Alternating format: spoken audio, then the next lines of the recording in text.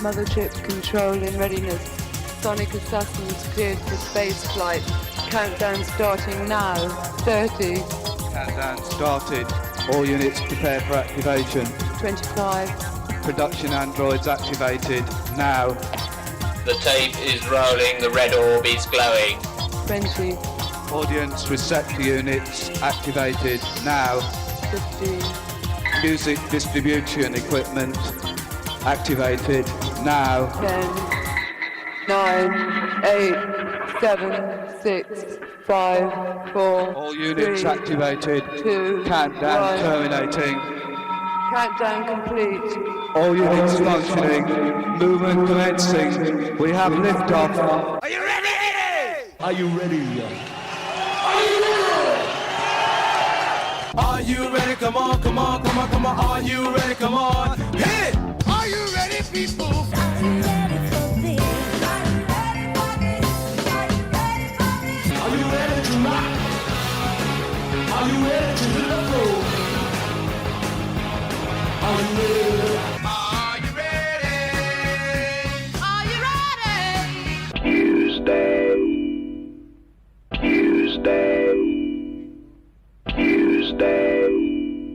The best go. The best go. The best go. Best show. Keep on laughing with the radio on Tuesday night. On Tuesday night, when all the other days have got you down, you'll feel alright. You'll feel alright. How about rap? How about rap? Over on the best show. Right now. Over on the best show. Best show.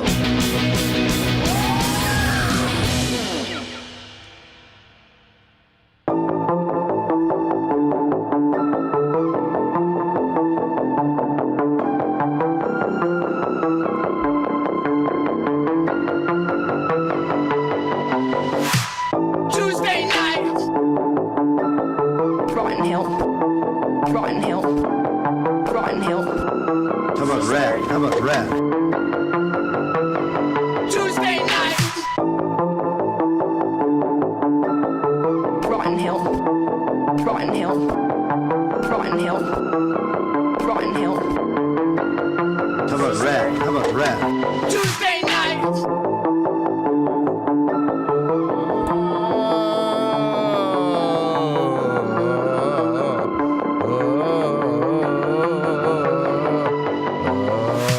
Everybody, welcome back to the best show. How we doing tonight? We all having fun. I hope everybody's having a great night. It's Thanksgiving week here in America, and I am so excited for all of the food that's out there that's going to be eaten by me and you and the rest of us.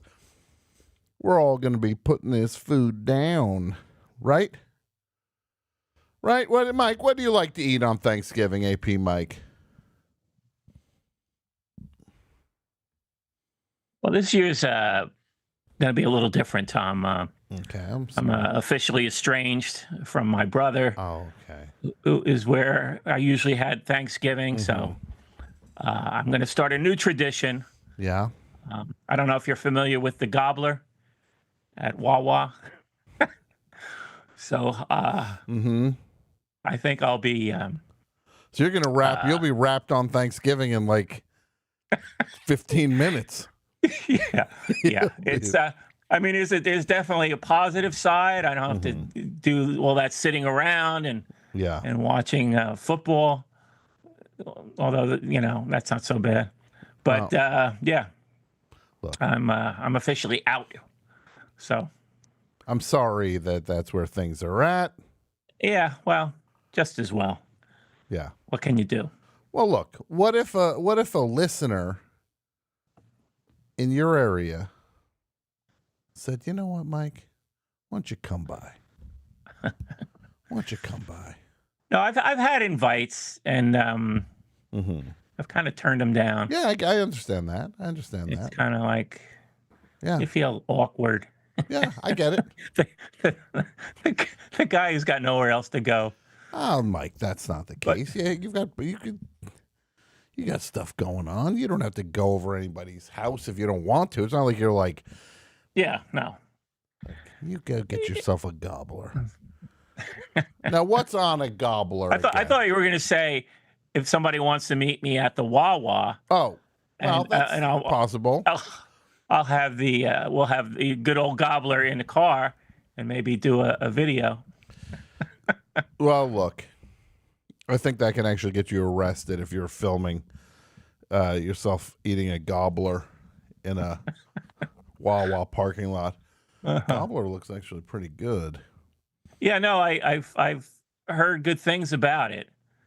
So I'm actually anxious to check it out. Yeah, well, look, next week we can get a gobbler report. Yeah. Yeah, I don't know. Look, Thanksgiving's a rough one some years. It's like, do you really want to sit there and eat like a slob? And that's like it? That's like all there is. Yeah. It's like Christmas minus the presents. Yeah. What a weird thing that they're also like a month apart. Like, yeah, you eat like a rabid dog. There's been an uptick in the at gym attendance. I've noticed more people there. Yeah, I guess they're trying to get the workouts in. Yeah, because they know what's coming this weekend.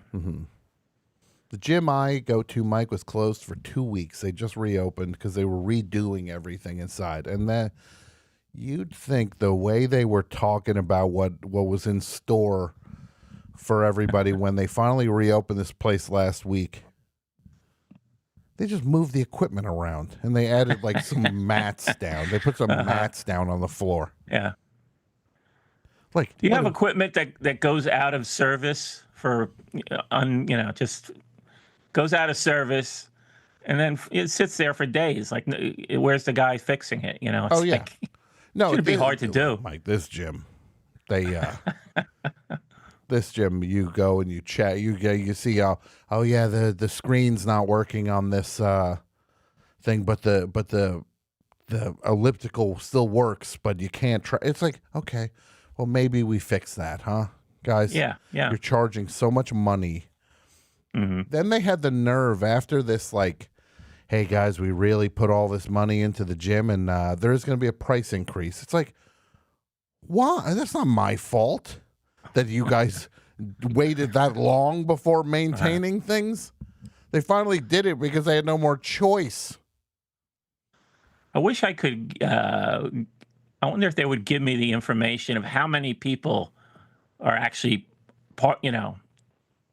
members of the gym, because it's like it's astronomical. Because a lot of people, they know a lot of people quit, right? I mean, yeah, that's got to be built into how many people they'll sign up. Yeah, I could probably own a gym with the amount of money I put into being a member of a gym at this point. It's not cheap. It's not cheap. Yeah. And well, maybe they'll give you that information. Probably not. If you just go up to the front desk, hey, can I get some info? How many members are there at the gym? They'll be like, yeah, that's none of your business.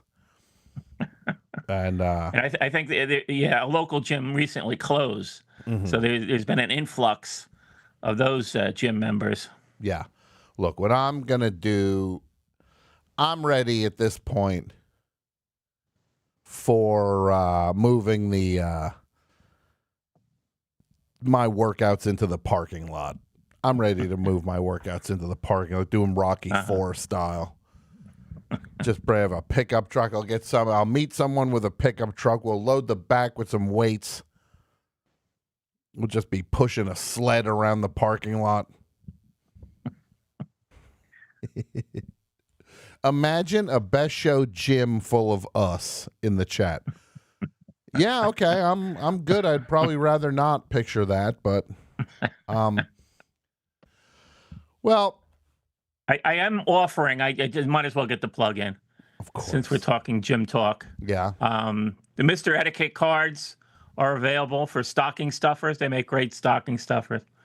I'm offering them up on apmike.bandcamp.com. Just go to the Mystery Book Club. It's $10, and I'll send you 6 cards. Oh, that's nice. Yeah. There you go. apmike.bandcamp.com. And I have a heartwarming story. There's a couple I meet at my local bar, and I gave them a couple cards. Okay. They got a big kick out of it. And the woman approached me recently. She said she put it up on her refrigerator, and it's inspired some heartfelt talks with her children about the message of don't be scum. Well, this is the most heartwarming thing I've ever heard. Yeah. This is like a Hallmark movie, like a Lifetime movie. Yeah. Exactly. A don't be yeah, scum I mean, you Christmas. can do different things with the card. You just don't have to give them to people when they're acting up or raging out or melting down. Now, would you be up for this, Mike? We're going to do a Christmas holiday thing. Sorry, I don't want to get run out of town if I. No, I think it's like December 16th, something like that. Mm-hmm. If there was a script for a little play called A Mr. Etiquette Christmas, would you perform in this? Yes, I'd be willing to do that. I'm actually looking into for the holidays. I'm looking into some special effects that I'd like to unveil during the show, if possible. Yeah. Well, I'm going to call it right now. Get ready for the debut of our best show holiday production, A Mr. Etiquette Christmas. There will be a script, and it will be a full performance. Okay. So get ready for that, everybody. Is it the 16th, I believe? Is that right, Andrew? I believe so. Let me double check. Okay, Andrew's checking. He's checking. Yes, that is. The 16th. Get ready for A Mr. Etiquette Christmas. So did you catch up with the Revolutionary War, Tom? Oh yeah, I'm right up to speed now, and I'm not sure which side I'm rooting for, but I have not watched any of that. Well, I was a little disappointed. They got to the Battle of Monmouth, which occurred not very far from where I live, Manalapan. If you're familiar with Manalapan, I worked in a liquor store. I worked in a liquor store there in the '80s. But Molly Pitcher, are you familiar with the myth of Molly Pitcher? I know the name. I don't know the legend behind Molly. Yeah, Pitcher.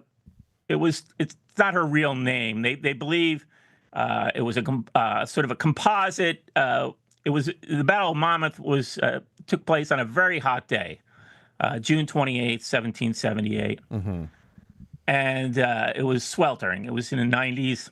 And women were running to the field, the battlefield, with water for the Patriots.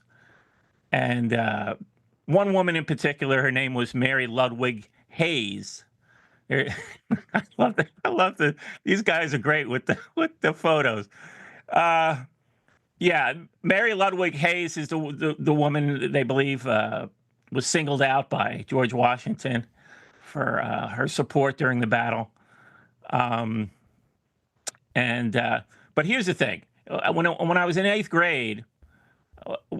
grade was the trip to Washington, D.C., the class trip to Washington, D.C. For 8th graders. But not for my eighth grade, because that was the year of the gas shortage. So instead, somebody got this wild idea. Hey, let's take a busload of kids to see Molly Pitcher's well. Well, that sounds like a real thrill. It stood out because it really was pathetic. The bus pulls over. We all climb out. Yeah, there's this stone well next to train tracks and a highway. And there's weeds growing all around this thing. It's not a well-maintained memorial. Mm-hmm. I'm like, that's why it stands out, because it was such a terrible class trip. Yeah.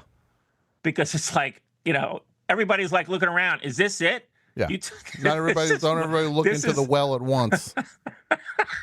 And, well, you couldn't even look into the well because there was a giant slab on top of it. Yeah. Okay. Yeah. So pretty much you guys went on a class trip to stare at a giant cinder block almost. Yeah, exactly. But now, and I just found this out doing a little research. Let me guess. It's nowhere near where. I'm gonna say it didn't even happen. No, the railroad company put it up to slow pedestrians crossing the tracks. Amazing. There you go. But he showed another one that stone thing is actually in the park. That's a phony too. That was put up by some guy in the 1930s. Yeah, no, it's everybody's cashing in with some sort of fraud. Yeah. But this is the thing we went to, and there were more weeds around it. It looks pretty well maintained. Yeah. There's no plaque there or anything. I didn't even remember there being a plaque or anything, and I'm like, what? This is it? This sucks, and this is so New Jersey that there's actual history in this state. Yeah. The stuff went down. Yeah. And Jersey was a combat zone.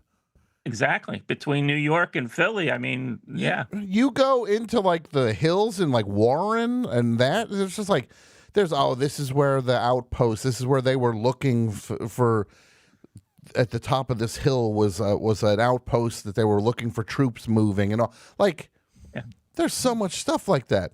Yet they get a class trip. I thought maybe that would be kids to a hole. Well, I thought that would be appealing to you because there's a lot of Jersey in this in this documentary. Yeah. No, I gotta start. Actually, I'll never watch it. I don't know why. Mike, I'm dumb. I'm a dumb guy, Mike. No. I mean, it's interesting. I think you'll find it interesting. No, I actually would check it out. Yeah. I would like to see that. Yeah.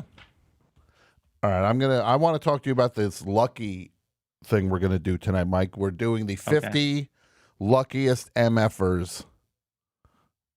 Yeah, I'm thinking about that. Yeah. Okay. So so you think there's some pretty. Do you before we part ways? Yeah. Do you have a bad class trip that comes to mind? Is there anything, Mike? As bad as that? It's hard to top. Our class trips were. We never went on the longer distance class trip. Never once. No. We never went to DC or went anywhere. It was all. Wow. It was like we'd go to a freaking firehouse. You know what I mean? Yeah. Like, something we're at nearby. the firehouse. Okay. Yeah. Oh, there's the pole. Okay, there's the trucks. Yeah. Honestly, it would be like I think we toured a bread factory once. Okay. All right. Which for my class, it was like, 60% of you are going to work here. When we get out of here at this bread factory.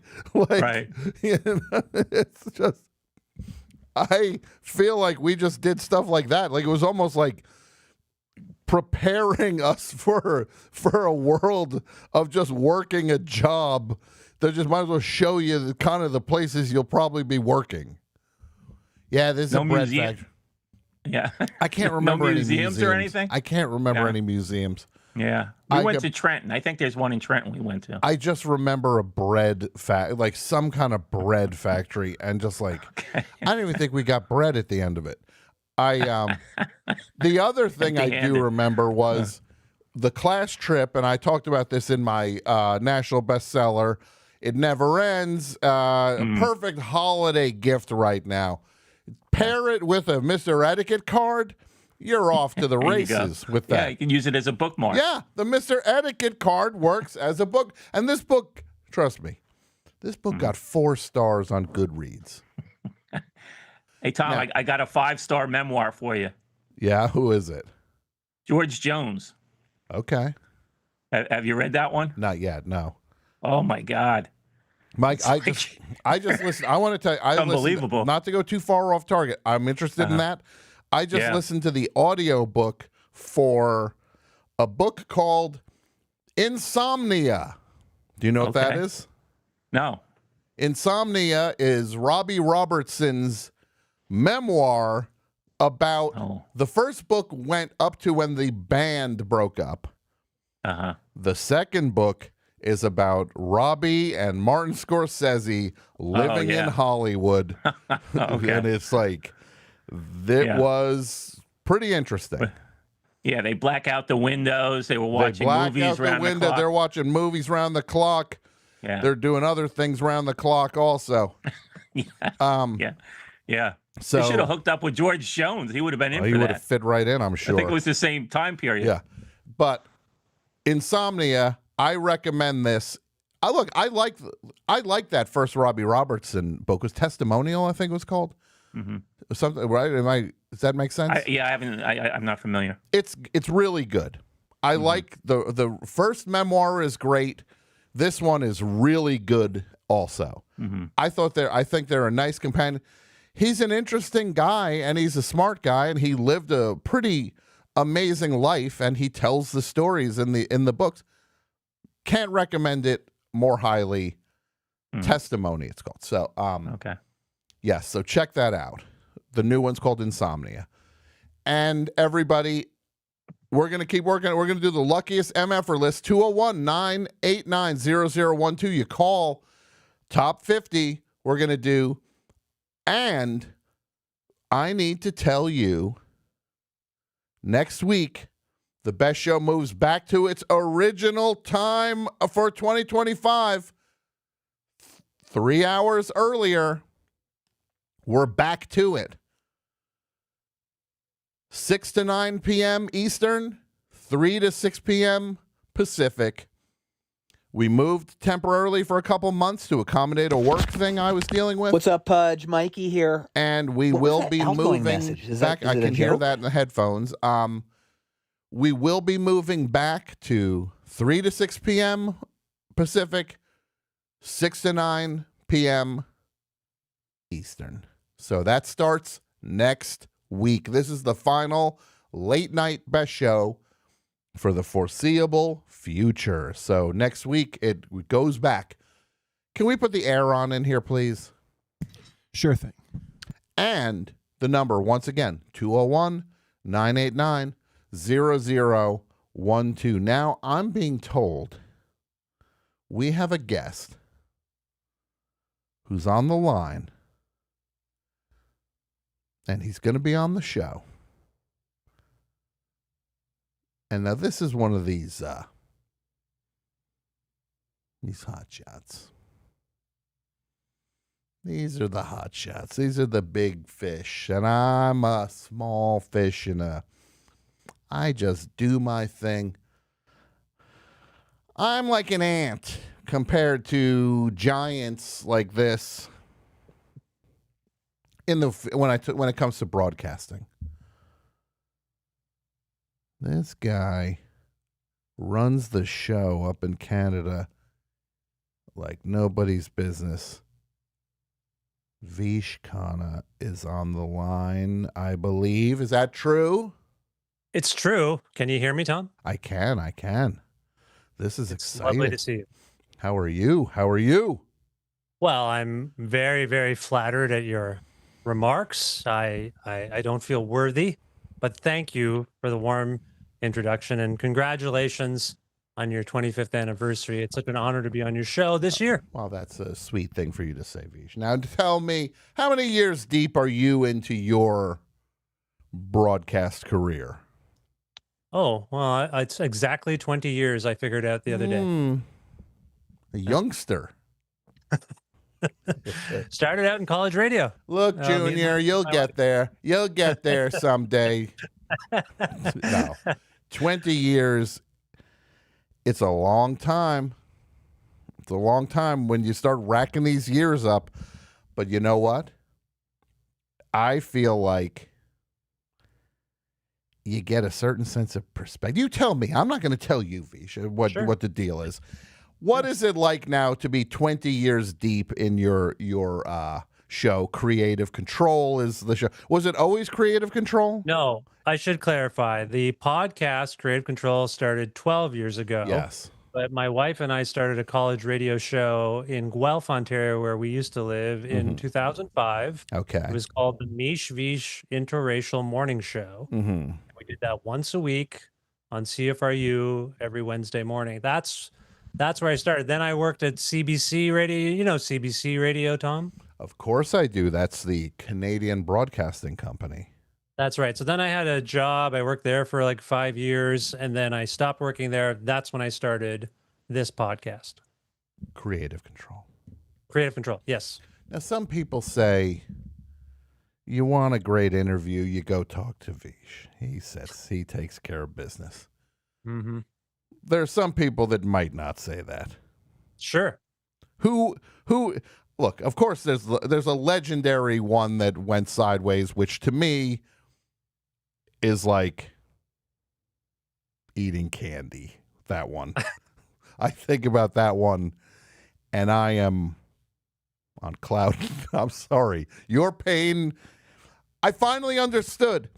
I would get people, Vish, and they would tell me, oh, you know, my favorite episode of The Best Show is it's the one where you were completely falling apart and you were so sad. That's my favorite one. I'd be like, really? The one where I was actually sad? Yeah. Who would be on the Mount Rushmore of challenging / troublesome interviews for you over all these years? During the podcast, I can't think of anyone. You did this to me last time, and I told you a story about how I tried to interview Howie Mandel, and that went sideways. But in terms of actual guests on the show, I can't think of anything that really comes to mind. Obviously, you want a nice rapport with someone. Sometimes you get people who don't really want to talk about what they're doing. You know, they're like, I don't like doing interviews. That dispels what I do. And then I think, but you agreed to do the interview. That's exactly it, right? Yeah. It's like, well, that might be something you need to figure out with your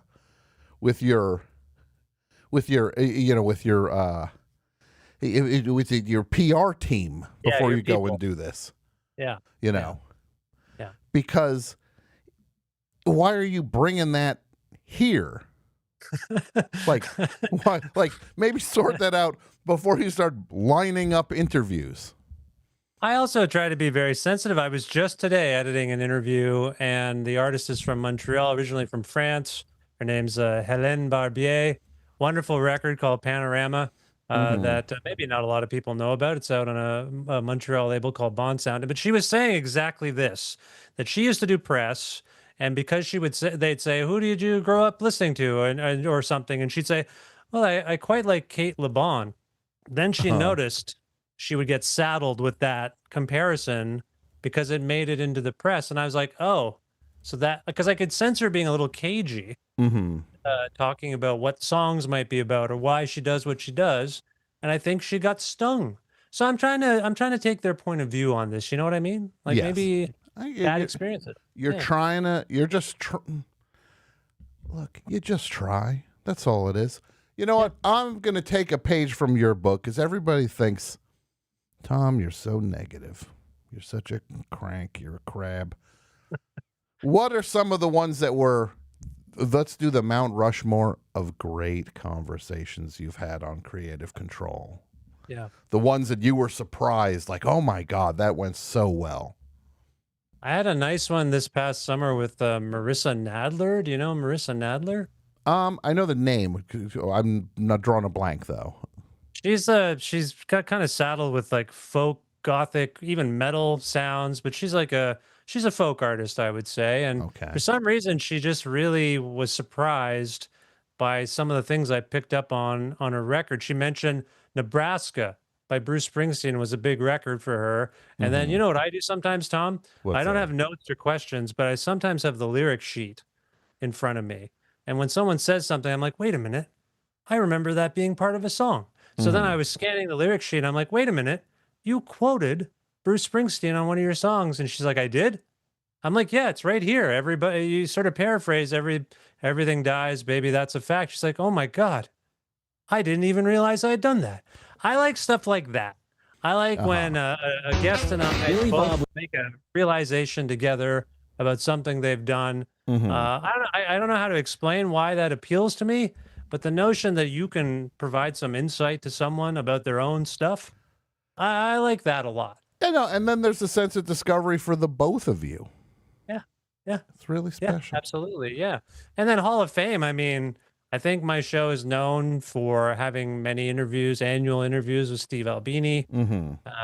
And of course, he very sadly died last year. However, also this week, because I think I explained this to you before, Tom, Steve and I, I began to realize that Steve and I could maybe have chats ahead of his wife, Heather Winna's Letters to Santa events that take place in Chicago. They're poverty alleviation events. And this very weekend that we're speaking, Jeff Tweedy and Fred Armisen are headlining a Letters to Santa gala.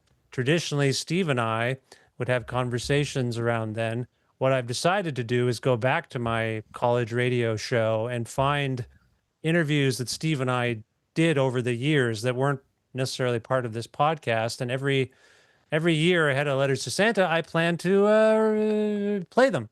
So I was just today also, I had a productive day, I guess is what I'm getting to. I edited one pod and I was walking our new puppy dog around and I listened to the 30-minute 2008 chat Steve and I had. And so, yeah, I have to mention Steve because I think people like Steve, David Berman, yourself, when people find out you've been on the show, they say, oh, okay, something about this guy is resonating with people I like. I'm going to give this a roll of the dice. Yeah. And so, yeah, things like, H. John Benjamin. That was another nice revelation. We had a chat about his, his jazz singer guy. You had him on Jazz too, Daredevil. Yeah. Jazz Daredevil. Yeah. No, I've known John for such a long time that, it is such a, like when he came in a year or so ago, that was so much fun because I hadn't seen him much since I moved to Los Angeles. So it was great to connect with him. But we were doing that in real time on the air, on the show. Yeah. It was not, that was actually happening in front of the audience. And well, I think that's what appealed to him about our talk, because I think he thought it was going to be a straight music interview, but I started to play along. I shouldn't speak for John. I will say he very kindly started supporting me on Patreon. He really enjoyed. Sometimes he pops up and likes stuff. I'm like, what the heck? Why is so? I get surprised sometimes when these interactions lead to some kind of connection with someone beyond the chat. And John is another example where I'm like, he was surprised that I could play along a little bit. I think he wasn't expecting that. So yeah, I'm sorry. There's so many. No, this is excellent. The thing, just give everybody the details on the Christmas thing so that they can, if people want to participate in that, if they, right? The Letters to Santa thing, you mean? Or Oh, well, I don't have all the details off the top of my head because it's not my event. But no, okay, but we'll tell everybody. We'll get the details. I think it's amazing that that's still going because that was such a point of pride for Steve, and getting to do that was something that was really like a boots on the ground kind of thing to just bring happiness and some relief to families who were just having a hard time providing a holiday for their family. think one of the reasons that I continue to try to talk about it is because I hope it'll inspire other people in their cities, their towns, to do something similar. I mean, that's kind of the whole. Oh, there we go. I see a little image there. Letters to Santa, the holiday gala. Fred Armisen, Jeff Tweedy there. Letterscharity.org if you want to contribute to this fine poverty alleviation organization. The whole deal is people write them letters, and if they raise enough money, everybody who wrote a letter gets. It used to be, I'm sorry, again, not my event. I hope I don't misspeak, but you get just like cold hard cash, no strings attached. You get a like a computer, a tablet, all sorts of great gifts. It is really a wonderful event, and I was really happy to be able to support it in my small little way. And like I say, you hope these things inspire other people to do the same. Yeah. Vish, I want to say this. No offense to the letters, the charity thing. Today, we don't care about that. We're here to talk about something different. Yeah. You don't pay any attention to that today. Anybody. Forget you even heard that. Because yeah. Creative Control. You're doing your annual event. Subscriber drive, yeah. Subscriber drive. Subscriber drive. Yeah. Yes. You're doing your subscriber drive. And what was the goal this year? The goal this year was 700 paid subscribers. Last year was 600, and we surpassed that. Tom, yeah, I owe you a huge debt of thanks. You helped me. I was on your show, and your folks stepped up. We hit 600, surpassed it, went past it for a while. Then your country elected a president, and I'm not going to say his name. I'm not going to cast aspersions on him, but I noticed that the economic downturn fever started to sweep everyone. It was hard. It is hard. It's hard right now. Yeah. And I think, I don't know if you felt this, but I started to see a dip, and then it would go back up, and then it'd go down again. What are you going to do?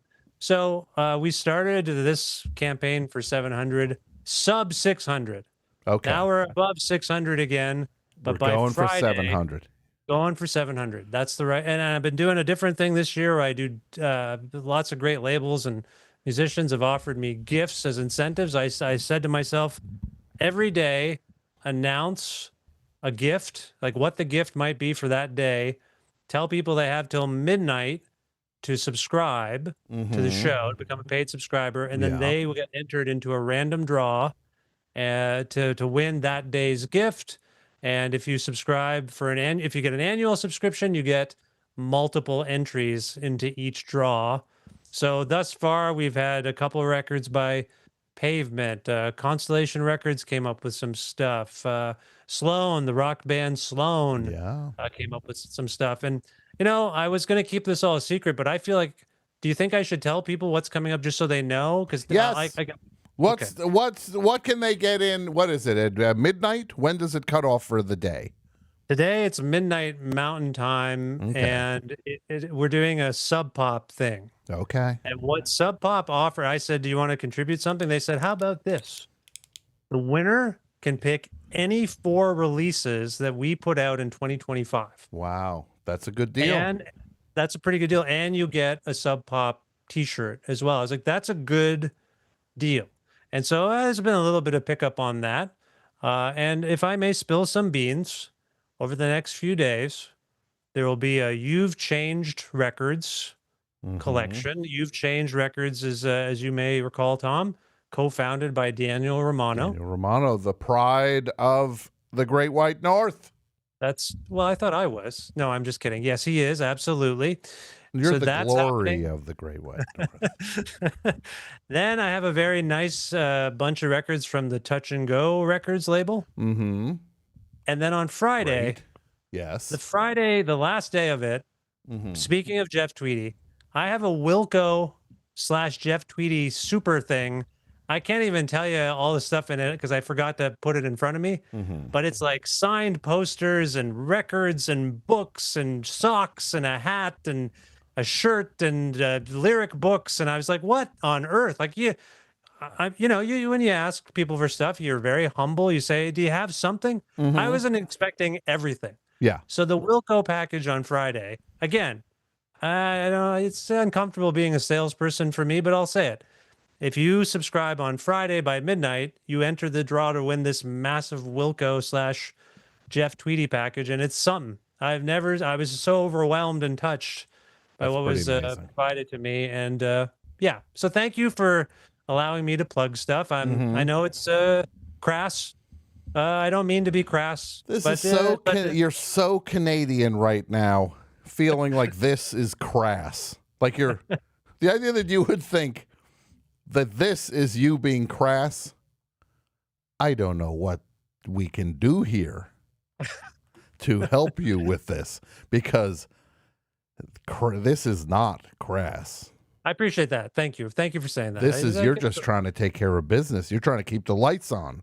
I am. Yeah, I am. And it's been so nice to get all the support I've been getting. And like I say, to encounter people like you, it's such an honor. And yeah, it's fun. This is fun work. But I'm actually, you know what? Some people would be stressed. I'm kind of enjoying the membership drive. Every day I get up, I'm like, what's going to happen? It's like a roller coaster ride. And you're going to get it. You're going to get there, because the Best Show listeners are going to get behind you. And they're going to join. And how do they join? Now you just need to tell them how. Okay.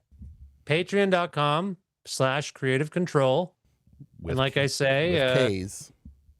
That's right, with K's. And if you become an annual subscriber, if you care about the gifts and the incentives, becoming an annual subscriber gets you as many entries as your monthly tier would equal. This is sort of hard to explain.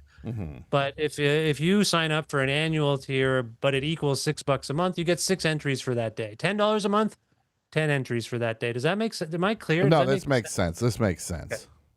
Yeah. So that's the deal. You're better at hawking this stuff than you thought you were.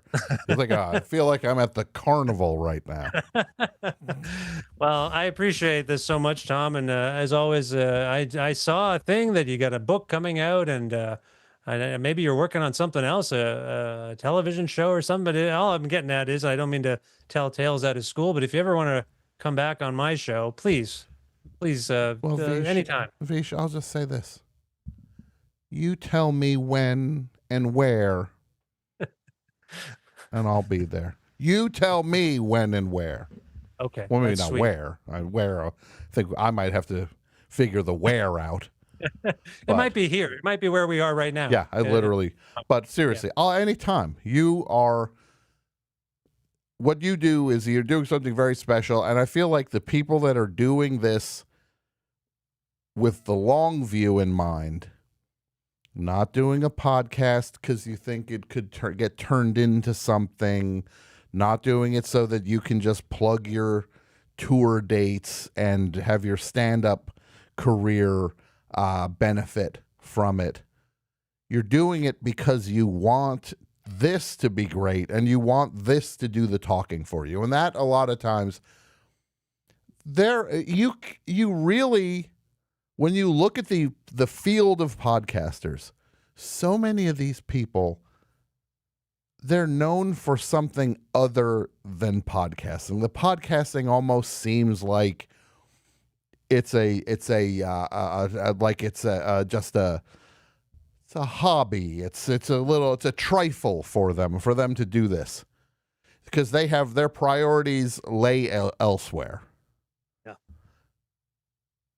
Vish, you and I, this is all we got. This is it. I'm in this so that the Best Show can be everything for me. I don't have some master plan where I just like, I finally grew the Best Show enough. Now I can take that clout and bring it over here and goodbye Best Show. It's like, no, this is it. This is everything I'm interested in is right here. And you have the same thing. You're absolutely correct. You asked me about perspective earlier, and I guess I celebrated my 1,000th episode in the summer, and all this press happened, Tom. Like it felt like a breakthrough year. And meanwhile, I wasn't planning to do anything. Like I thought, I'll try to get a special guest, but people wanted to talk to me about it. And, I don't know if you feel this way, Tom, but sometimes we do these things in a little bit of a vacuum. We don't even know exactly how it's resonating with who, but to receive all of these nice offers to talk to people for a stereo gum piece or to be recently, just a few weeks ago, Tom, they mentioned me in the New Yorker. I mean, this little show was mentioned with your friend Mark Maron and another podcast, and I was like, "What the hell? What's going on?" So I feel like, yeah, it feels like a good year. It's been a breakthrough year, and to do this for 12 years, and yeah, I you know what? I'm going to be a little less Canadian and say I am proud of myself. I am proud of what we've done and what we've accomplished, and the work. Apparently, it resonates with people in the music and arts community. They love it, and they like to be on the show. So. Why should I feel so bad about myself? Why are you belittling you? Look, the world will belittle all of us enough. Why are we preempting the world's belittling to do it ourselves? Right. Why do we preempt it to do it ourselves? Now, a final thing. How many times did you have, how many times was David Berman on the show? David was on this show once, but he agreed to be on my college radio show back in 2008, I want to say. Or So how many conversations did you have with him in total? For a formal interview, 2, and then we met once when his band Silver Jews were playing in Ann Arbor, Michigan, and I said, "Hey, we did an email interview at that point." I said, "Oh, Canadians, they're always so nice to me." And he signed my copy of his poetry book, Actual Air.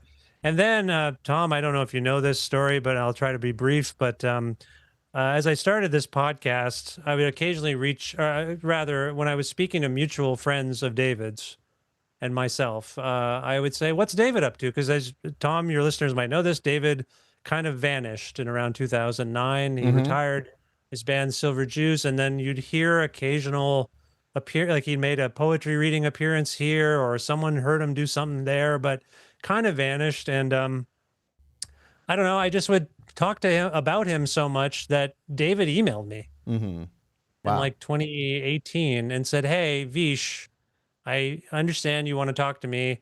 I'm not doing any press, but if I ever do, you'll be the first person I speak with." And I was very touched by this and overwhelmed. And then we did have a correspondence. Every once in a while, one of us would think of something and the other would respond, and it would go, I'd recommend music to him and he'd tell me stories, and it was really lovely. And then around 2019, it leaked that there might be some new music by David. He might have a new band or a new project. And when I heard this, I emailed him and I'm like, "David, you finished this record? Is it ready to go?" And he said, "Yep, here you go." He sent me a wave file, one giant wave file of what was the Purple Mountains record. Wow. And I was like, "What the hell?" And so I listened to it, as you might imagine, incessantly. Before it was announced, it finally came out in June. So I had it in November or December prior to that, June 2019.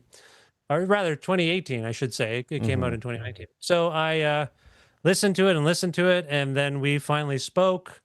And I said, "David, are you okay if we double purpose this interview? It'll be for a magazine article and for my podcast." And he said, "Well, can I hear it first?" And I said, "Absolutely. Yeah, no problem." He was a little self-conscious, I think, about how he might sound. So I said, "Yeah, no problem." I edited it together. I cleaned it all up. I sent it to him. I said, "David, here you go." And he wrote back. He said, "Is there a transcript?" I said, "No, I haven't got to the magazine article yet. I just thought I'd send you the audio. Just let me know what you think." And he said, "It's fine. You can use it." And so I don't know. Sorry, everyone. David ended up taking his own life in the summer of 2019. So I really wrestle with my place in this story, not because I don't think it had any bearing on where his mind was at. I just it's sad to me. It's sad to be. How can I put this? I have not listened to the Purple Mountains album once since David died. It's like yeah. I have not. I listened to it one time after, and I couldn't handle it, and I never went back to it again. It's hard for me because as I tried to explain, and I hope I wasn't coming across boastful or anything. I just lived with it for so long before it came out. As you know, Tom, you and I, we get records in advance, and you do end up listening to it maybe months before something's come out. But to have it have an unreleased, highly anticipated record come out. Like, I just listened to it so much that I still catch myself sort of humming some of the songs and singing them out loud, mumbling them out loud to myself when I'm walking around, but I can't press play because when David said, yeah, you can use it without, questioning what he sounded like or anything, I guess I, in retrospect, thought maybe he knew what he was going to do. Like, maybe he knew that it was fine. Like, he was letting go of stuff, if that makes any sense. So when I say I feel so lucky to have been someone he thought of. By the way, word is bond. I think I was the first person he did an interview with. And so he stuck to his words. Stuck to his word. It's incredibly heavy. I was not trying to bring you down with it. I just think it's a testament to the quality of what you do, that somebody at such a high level who was very on edge about discussing what he made would trust you to that degree. So I think that's just a testament to the work you're doing. So I think he gave me a gift. I think he probably knew it was going to be something of a big deal for me. And I have people like that in my life. The 900th episode of my show featured all 4 members of Fugazi in a conversation with filmmaker Jem Cohn, and we were all trying to figure it out. They hadn't done a group interview maybe in 25, 30 years. Again, I say this with all humility. I'm too close to know why people trust me with these things, if you will. But I know I'm persistent. I know I'm maybe a little nosy as a journalist. I don't know, but people do want to be a part of my part of the show, and they want to give me time, and I can only roll with that and assume I must be on something decent. This is earned, and everybody should reciprocate the Avish's efforts through supporting the show. Creative Control. This is the window now.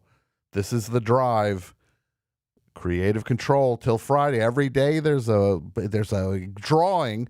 You should look, the drawing. That's a nice cherry on top of the thing. The thing you're not. This is not a contest of like his Creative Control is not some sort of like game show where everybody gets some, like you hope you win something. Certainly not. It's not a lottery ticket.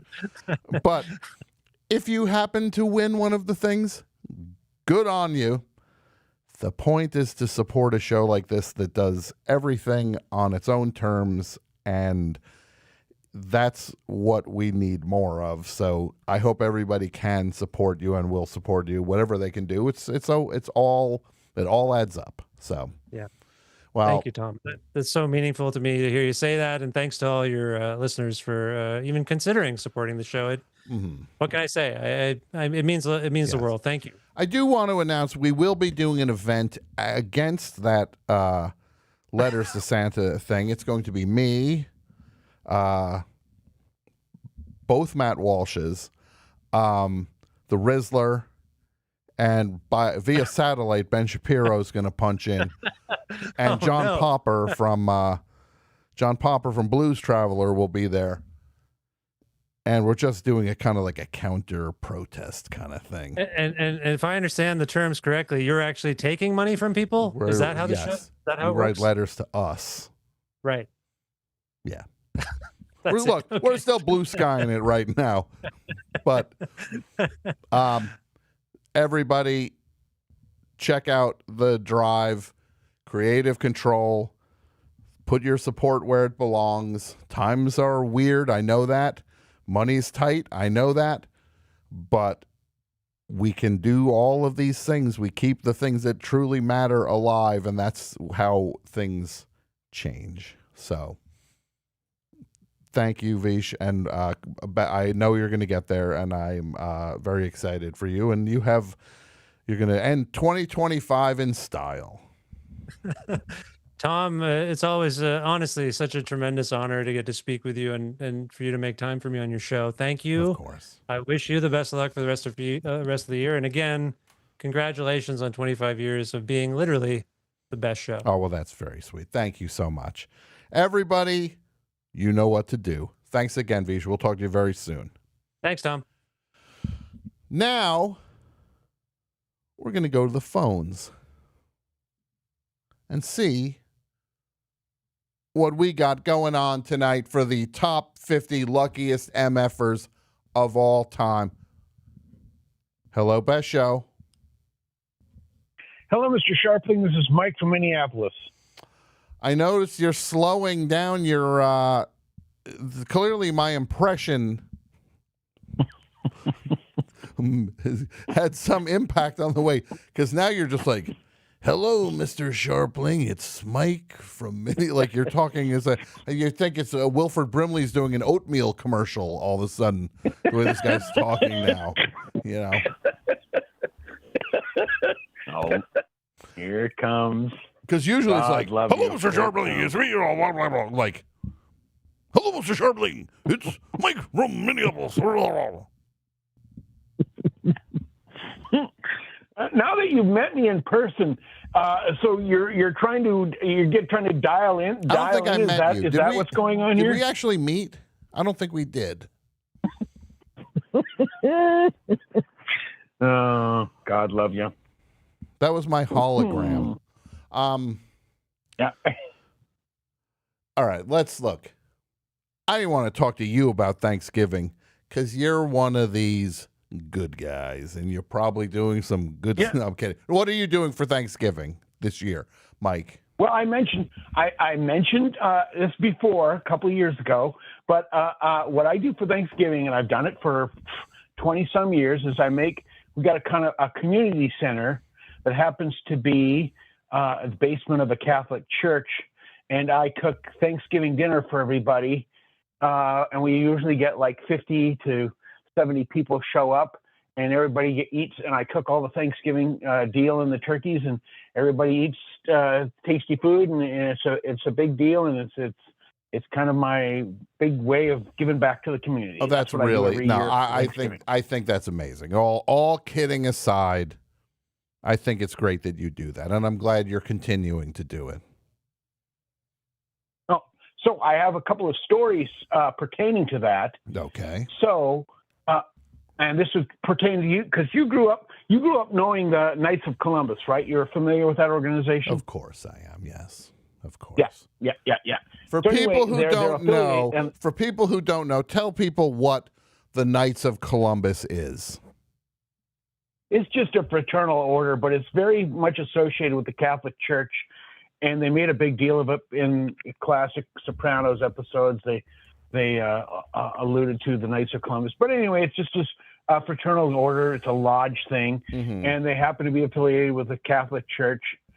And the story is, after the pandemic, they utilized this church basement that I volunteer at. They utilized that to say, hey, we're going to start giving out turkeys to people on Thanksgiving. And I'm like, oh, that's a fine thing to do. So they said, hey, can we use your church? And the people in the church said, yeah, that's fine. But I was already there making my turkeys. So at some point they tried to label the turkeys, but you know how things go in that manner. So for many years, it ended about a couple of years ago, turkeys would show up or they would leave from what I was trying to prepare based on these Knights of Columbus guys. And it was like, you know, the little library book that you have, the little library you have in front of your house, except it was turkeys. And I would show up and like, how many turkeys do I cook today, depending on how active the Knights of Columbus was. And that's pretty funny. Well, I would never know how many turkeys I got to cook. I will say this. Look, Knights of Columbus, this is not one of the all-time great organizations in our culture. I'm with you there. This is pretty freaking backwards place with their stuff. They don't like the things we like and the people we like. Yes, that's exact. I'm with you on that. But you got a guy like this, But anyway, this Mike from Mushroom Man. He's taking advantage of their thing, and he's doing good with it. Man. He's doing good with it, but he's not palling around with the Grand Poobah of the Knights of Columbus with his MAGA hat on.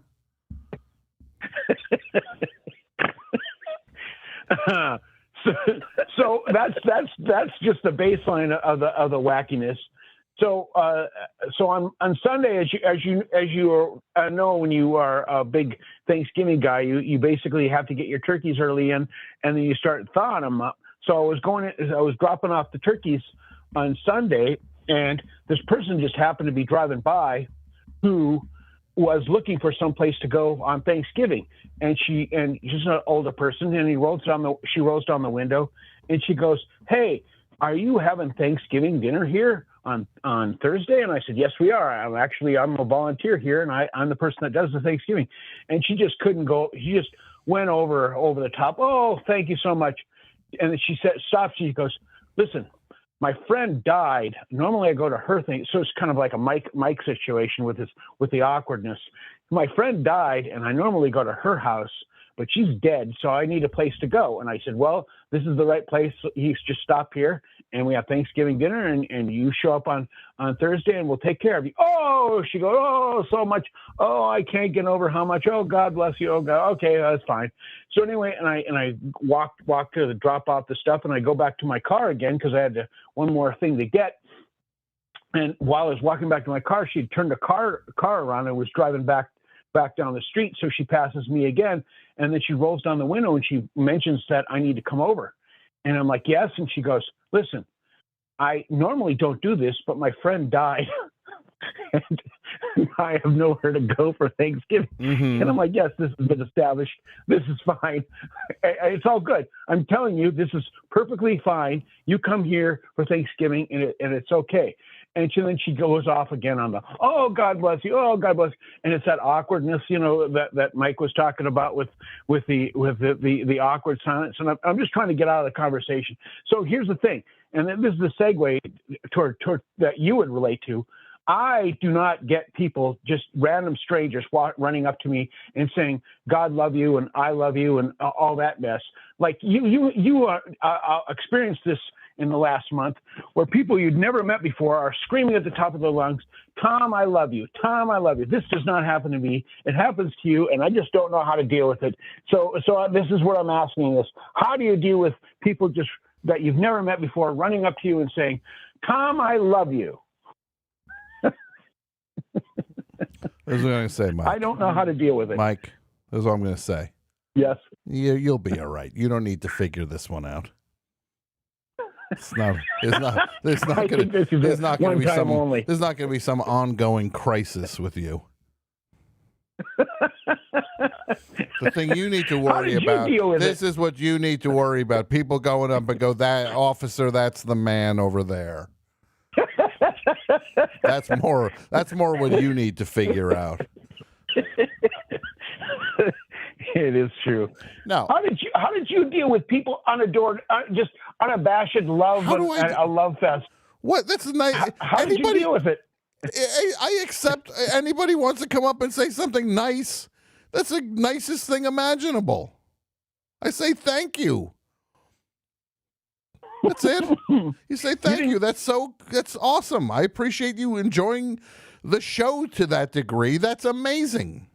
Thank you so much. But for me, it was immediately awkward. I just wanted to leave so much. It's like, yeah. I get you that you're appreciative. Conversation is now over. Can I please leave? That's all I was thinking about. Well, you just, Mike. But that didn't with you. You were just taking it all in. It's nice. People want to say nice things. They appreciate the show or whatever, and they're excited enough to say something to me. That's the nicest thing I could ever receive. This is a hard. No, yeah, I guess you're right. Mike. For the rest of us, clearly you don't know what it's like. For the rest of us, you're used to just things going well in your life, and everything breaks your way. You know when they say you go to Jersey Mike's and you get it Mike's way? This is what you want to get with the oil? Is Mushroom Mike's way, because he clearly It doesn't have any. There's no hurdle, no rocks on that road he's going down. So if you work hard on the show, you try to get things going, and then this guy goes. Somebody wants to come up and say something nice. It's a beautiful thing. It's amazing. I have infinite gratitude for it, Mike. All right. This frickin' chat, man. I gotta torch this thing. Oh. These people, you think, they're the puppet master of me. They think they're the puppet master. They know better. I've been in this chair for 25 years. I know what I'm doing. Oh, enough's enough with Mike. Because I'm looking at the chat here. I hate Mushroom Mike. I wish Mushroom Mike would go away forever. Why does this blank, I'm not even going to say that word, call all. Guys, I like this guy. Whatever you think about him, that's your business. I like him. I like the guy. I'm looking here, other people saying good riddance. I wish he'd carve himself up as a... No, I'm not even reading. That's disgusting. And then there's this one nitwit in here beating the drum for Red Bar. Red Bar ain't walking through that door, Chief. Mike, thanks for the call. And I wish you the happiest You're welcome. of Thanksgivings. Bye. The 50. He didn't even give anybody for the list. He didn't give anybody for the list. I got to get someone on the board for the list. 201-989-0012.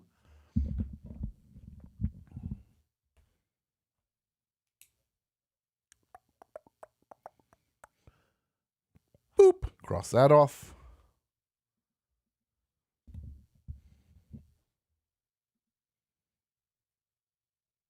Hello, Best Show. Hey, this is Willow from Minneapolis. I'm not from Minneapolis. This is Willow from Rochester. From Rochester, not from Minneapolis. What, are you not even sure where you're from? Not from Minneapolis. No, I've just been listening, and I don't know. I got under the spell of that guy, right? Yeah, for real. He's got some weird energy, doesn't he? That guy. He does. He's really funny, though. He's got the, you know what he's got? He's got that Keith Raniere energy, kind of. Mm-hmm. So who is this again? Anyway, so Willa. So this is Willa. Yeah. How are you, Willa? I'm good. How are you? I'm good. What's going on? So I wanted to call in first because I have an answer for the question you have, but then I also I gave my dad a drawing to give to you at your Philly show. Well, Willa, I'm so glad you called because I'm just going to say that. Well, do you mind me asking how old you are? No, I'm 14. You're 14. Willa, you drew. This was in Philadelphia, correct? Your dad went to the Philadelphia show? Yeah, he went to the Philadelphia show. Your dad came up to me after the show and he said, "This is my daughter drew this picture." And I'll be honest, I almost threw the thing out. I'll be honest. I almost waited till he walked away and then I was just going to crumple it up and throw it in the garbage can. No, I'm kidding. But then some part of me was like, I got to look at this thing. No, I waited until I took it. I put it with my things. It got packed away. It was brought home after the live shows. I was putting things away. I saw it. I was like, oh, I forgot about this. Then I looked at this thing and I was so moved. That was such a beautiful drawing you did. I was really touched by that. So I want to thank you so much for that, for what you did. And I want to thank your father for tracking me down and handing it off to me. It was very special. So thank you so much. Yeah, of course. People are saying show It's it. very fun to draw. I wish I could show it. I eventually did throw it out, so I can't show it. No, of course I didn't throw it. I'm gonna. At some point, I will get it framed and I will put it on my wall in my house. That's so sweet.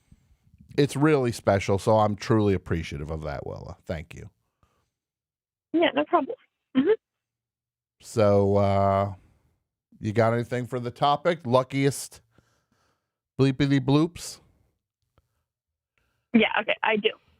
So I don't know that many people, but I was doing some research because I remembered this one guy who allegedly got struck by lightning 7 times and survived. Okay. His name is Roy Sullivan. Okay. And he was a park ranger. Number 39, Roy Sullivan. Please. Right. First name on the list, the guy who got struck by lightning and survived. Yay. You did it. You did it, Willa. You excited about Thanksgiving? You got any plans? I am excited. Yeah, I don't know. We're probably just going to my family's house. Okay. And then eating food. Now, what's your favorite thing to eat The best on part. Thanksgiving? What's your favorite thing? Definitely stuffing. You like stuffing. Me too. Yeah. Me too. I could just eat What's your stuffing. favorite? Stuffing and mashed potatoes is kind of my favorite. Nice. The carbs. That's the carbonaro effect for me. Yeah. The carbohydrate effect. I love carbohydrates. Oh, me too. You ever take stuffing and or mashed potatoes and put it on a roll? I don't think I've ever tried that. Well, I'm going to challenge you this year. Do they have right. rolls? Does your family have rolls on Thanksgiving? Yeah. You Yeah, we get have a rolls. roll. This is what I'm going to recommend. You get a roll. Okay. You put some stuffing on it, some mashed potatoes, and then anything else that makes sense you put on it. Then you put some gravy on it. And I want you to call next week with a report on that and let me know how you thought it was. Okay, sounds good. All right. Well, look, you have a great Thanksgiving, and I will talk to you very soon. I thank you. You too. Okay, thanks. Okay, bye. 201-989-0012. Good kid. Likes to call. I likes to draw. Thank you, Willa. I really appreciate it. Brighton Hill. Brighton Hill. Brighton Hill. Brighton Hill. How about rap? How about rap? Brighton Hill. The wiggly guitar still, the crash of the drum, make you wanna keep a rockin' still. On it comes, let me be who I am. Brighton Hill. And let me kick out the jam. Jam, kick out the jam. I done kicked them out. Get away from me or I'm gonna throw you out in the middle of the street. How about rap? How about rap? How about rap? How about rap?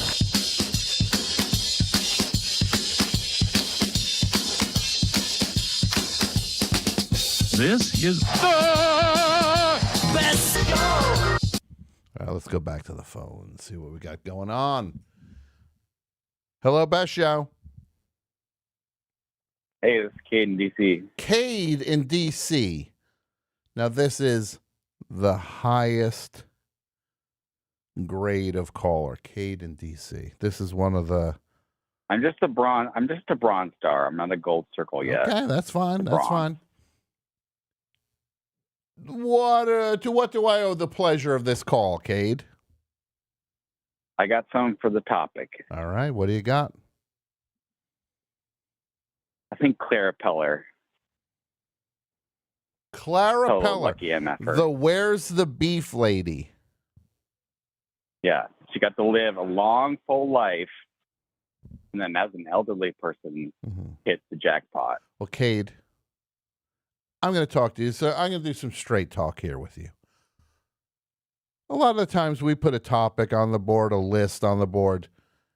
When Cade from DC calls, I'm usually, in my mind, I'm like, Cade ain't going to stick the landing on this one. Cade sees things from a different angle. Not that it's wrong. Cade just dances to the beat of a different drum. Well, not tonight, Cade. You're dancing to the beat of the same drum we are. Number 18, Clara Peller.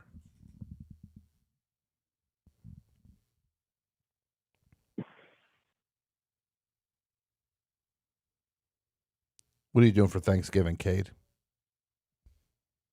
Nothing. I think I might go volunteer, but I'm literally not doing anything other than that. Where are you going to volunteer? Yeah. Central Kitchen in DC. I think that would be outstanding. I think I would too. What about Mr. Peanut? Here we go. We're back. He's lucky on that. We're back he in got Cade. to die. We're back in Cade Town again. He got to die and then come back and see all the people being sad by him dying. Mr. Peanut's not making the list. You got to fill this thing up. Put him at 50. Bro, don't worry. We'll have this list filled and we'll have time to spare.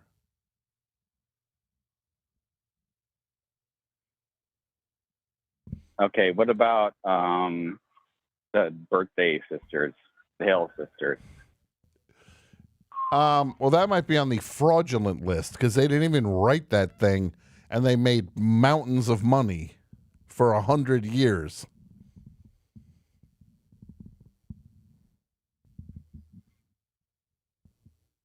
Anyone else?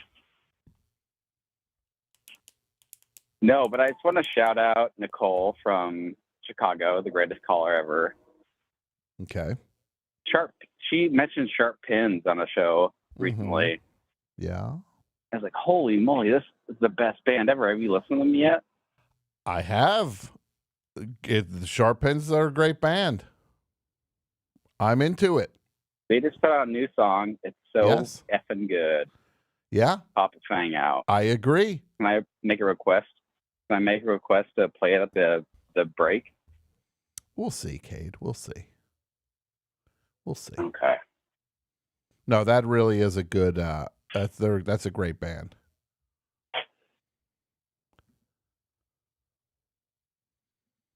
Well, buddy, go volunteer. Go make a mark. I think it's cool. You're doing that, and I will talk to you later. Bye bye. All right.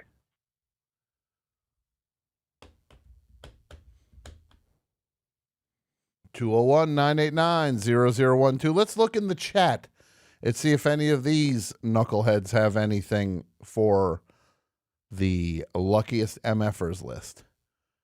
Brian Redban. That's a good one. Not going to make the list, though.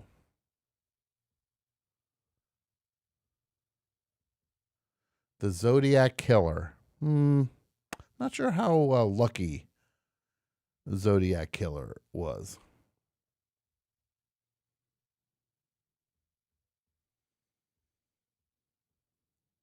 Michael Rappaport. Number 15, Michael Rappaport.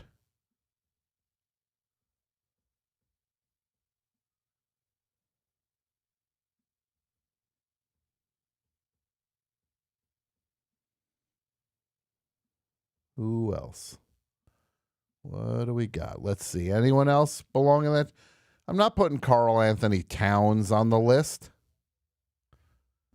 You got a guy that big and he's sticking threes the way he does? No, he stays not lucky. Guy's drilling 28 footers.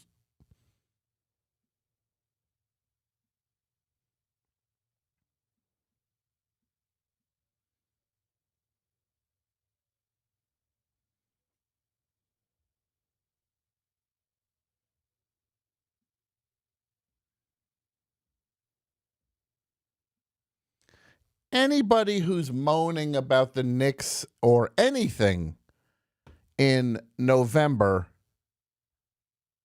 spareth me. Check what the Pistons, not the Pistons, check what the Pacers record was this time last year. Somebody tell me that. Where were the Pacers third week of November of the previous season, please? Someone tell me what their record was at that point in time, and then I will tell you, well, guess what? They went to Game 7 of the finals, and the only reason they didn't win is because their star player got hurt during the game.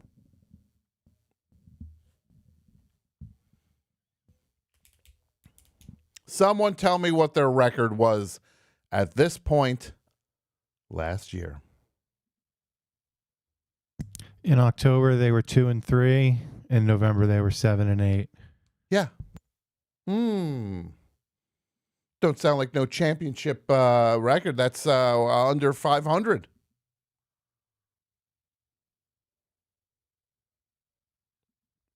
November basketball don't matter.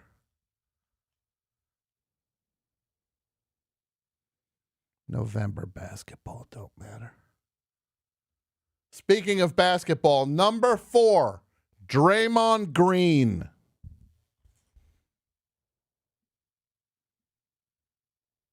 The only reason I'm not putting up any higher is because I want there to be a little mystery in the show tonight.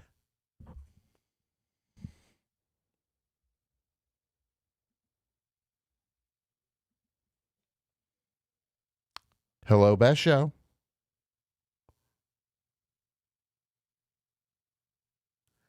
Hello, Best Show. Hello, Best Show. Hello? Can you hear me? I can. Who's this? This is Brian calling from Brooklyn. Brian from Brooklyn. What's going on, Brian? I had a nomination for the list. Let me just ask you a question. First, let me ask you a question. Sorry? I have a feeling, based on some data I'm seeing, you're not born and bred in Brooklyn. That is true. Where are you from? Where'd you grow up, Brian? I grew up in New Jersey. Now, where in New Jersey? I grew Highland Park. Highland Park. Right there on the edge of New Brunswick and Edison. Yep. Not a lot going on there, but that's it. There's a few things going on there. Apparently, someone's forgetting that there's a movie theater on Route 1. Yes. The one that had the big signs that doesn't work anymore. Well, I'm not sure. I didn't know about that. No. Man, this one. They used to have like custom graphics for each of the big signs. Yeah. It was very impressive.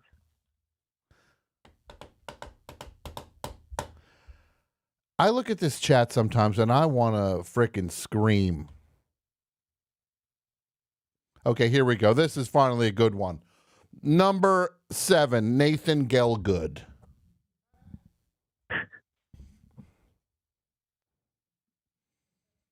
He's lucky that Tom Scharpling likes him enough, even though he makes fun of everything about Tom. Even though he makes fun of everything about Tom, Tom still likes him, still promotes his stuff. He's got his book, Real Politic, out. You go check that out. Number 7, Nathan Gelgood. Number 10, Mike Love. Guy got to be the cousin of Brian Wilson. Who knew? Oh, your cousin writes the greatest songs anyone's ever heard.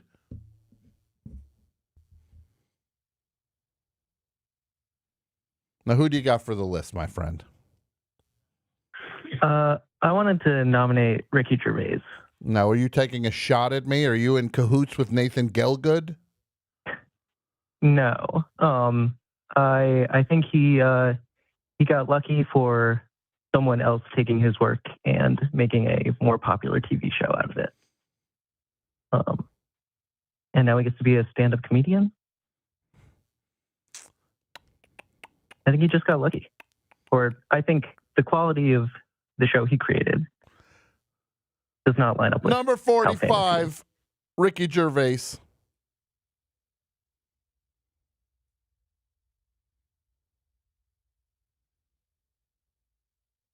Cool. Anyone else?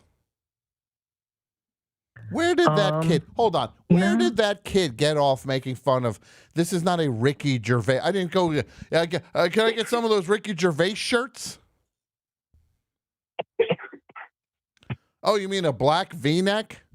It's not like Ricky Gervais was in the freaking lab inventing them.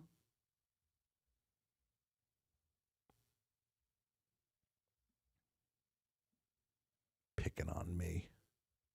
Why is everybody always picking on me, right? And if I see anybody in this chat bad-mouthing the Knicks, this kid, Eric, look at this. Cade Cunningham is much better than either of our players. It's November. I guess somebody don't remember Jalen Brunson sticking that three right in his face. Of course Orlando looks... Look, there's great teams. And if anybody's going to try to get to me, you know what? All I can say, you do you. Tommy's going to do Tommy. I'm here doing my thing.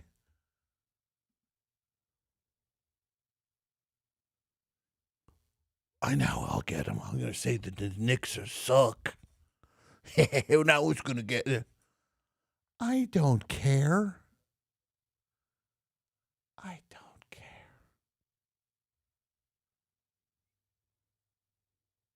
Can we throw the air back on? This room is really not making much sense temperature-wise. Sure. I feel like I feel like after 10 minutes of the air being on, I feel like I'm one of the slabs of meat in Rocky'd be punching, or I feel like one of the good fellas hanging in the back of the truck. They shut the air off. 5 minutes later, you know what I feel like? The Thunderbolts when they were introduced, when they met. Remember when the Thunderbolts met? Anybody remember how the Thunderbolts met?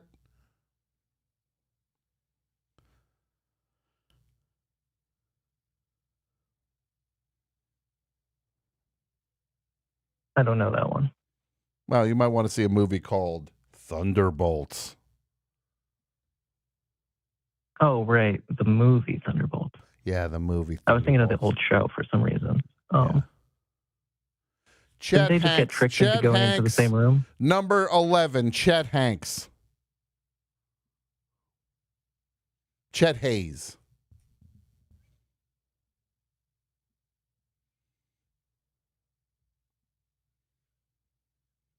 I'm so sick of these people.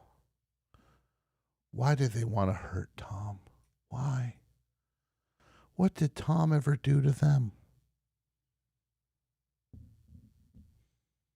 Trying to get on me, the Knicks. I'm doing it in life. I can't play basketball. This is my version of basketball. This is where I do my thing, right? Rotten Hill. What did you just say to me? Rotten Hill. Rotten hell. Is that the way you talk to me, Brian? I mean, I would never say that, but is there anyone from Vanderpump Rules that you think is Rotten Hill. particularly lucky? Some of that cast is not pulling its weight.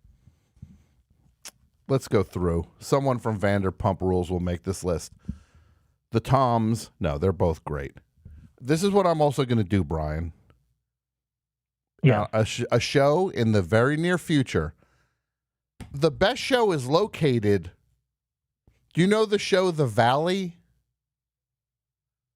I do. I have not watched it. I'd limit myself to Vanderpump Rules. Well, you're never going to guess my health. where the studio is located. You get one guess. The Valley. We're here. I drove by Jax's Have you seen any bar of them? today. Jax has a bar? Yeah, you'll never guess what it's called. Jax's. I feel like you could have workshopped that a little more. Brian, I'm going to have a gift basket brought to the studio, and the first member of Vanderpump Rules cast who comes by gets the gift basket. They have to physically come into the studio to get it, and then sit down and we'll talk for a little bit. I think some of them would definitely show up. I'll tell you if Peter shows up. Put Peter from Vanderpump Rules, number 41. Oh. Right? Yeah, that's the correct choice, I think. Peter. I forgot about Peter. The manager of Sir. There are so many. This is my favorite thing. There's so many people in those early seasons that This is my favorite just, thing. are hovering around the edges. I love when I say these things. So he's like, stop. We hate basketball. So then I start talking about something. I start talking about another thing. Oh, we hate that also. We hate reality shows. What do you hate? Everybody hate. Can't all be for anybody. Everybody. Can't all be for everybody.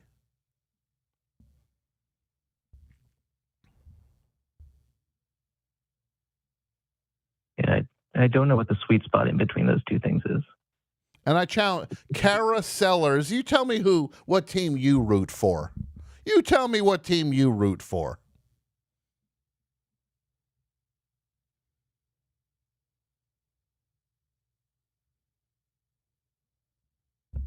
Who else makes the list?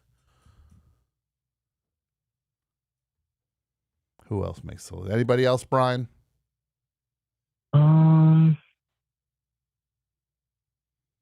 That was sort of the only one I had. Okay. Well, I'm going to say goodbye to you then. The Vanderpump chat. Goodbye. Great call. Great call. Hello, best show. Joel here. I know no. you don't like people. Me. It's really me. Are you in a ditch somewhere? You don't sound very good.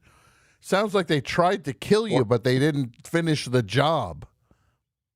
And it's the worst thing they ever did was not finishing that job, right, Joel? You should have finished the job. That's warmed over. Yeah, well, I can explain myself. Yeah. Thanks for having me on, by the way. Well, you remember last week I told you I was doing 100 reps a day of my impressions. I got a lot of positive feedback on my Vince Neil impression. So I figured 100 a day, good. 1,000 a day will be, better to hone my impressions, Mm-hmm. So I've been working all week on it, and now I'm like this, and I figure if you'll allow me, the show must go on, and I'll give it the old college try before, if you'll indulge me, before I tell you. If you'll indulge me. I like how humble. If you'll indulge me. I've been working on my impressions. The Rizzler, number 20. Sorry, Rizzler. You know I love you. You're very lucky.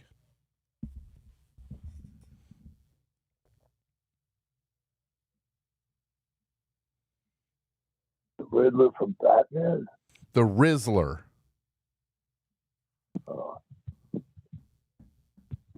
Not sure who that is. Don't worry. You don't worry about it. You don't worry about it. Look, you don't have much time left on this planet, clearly, by the way you sound. Don't waste what little precious time you've got left learning who the Rizzler is. Okay. I believe you. Okay. What do you got for us, buddy?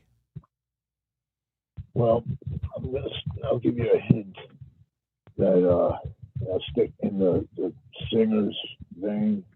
You know, not hair metal so much, classic rock, or here's the first one. Oh yeah. Kool-Aid Man?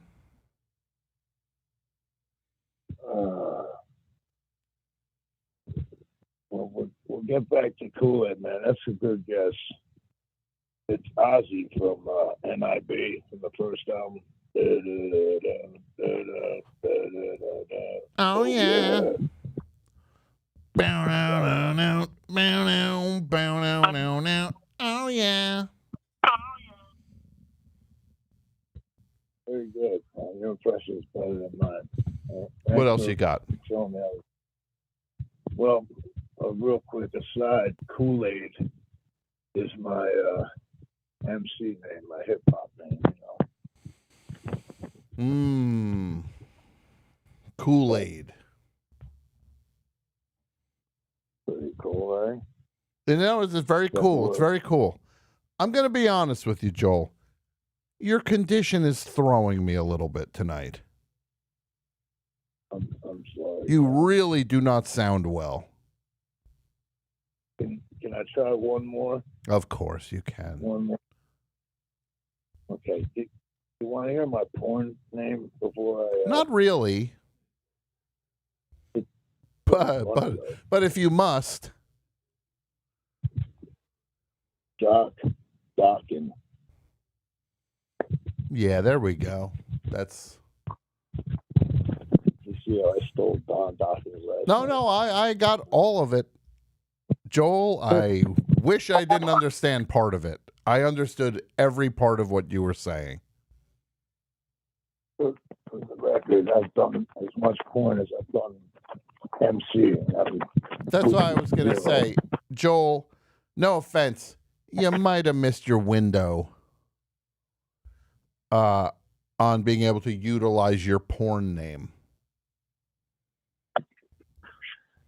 I just like saying it out loud. Yeah, I get it. I get it. Art Garfunkel. I wonder about Art Garfunkel. Should he make the list? I heard you. You heard me. We both hurt so easily to let it show. I love you, and that's all I know. Number 35, Art Garfunkel. Ooh, this is a good one. Number 13, David Lee Roth. Maybe the least talented front man ever.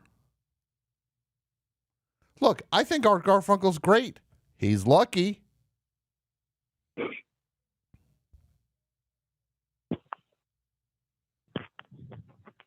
Your wagon to a star. Yeah. Jason Nash. No, he's actually unlucky. That guy's in hell right now, hanging out with the David Dobrik's of the world. AP Mike coming through with Pigpen. Number 25, Pigpen.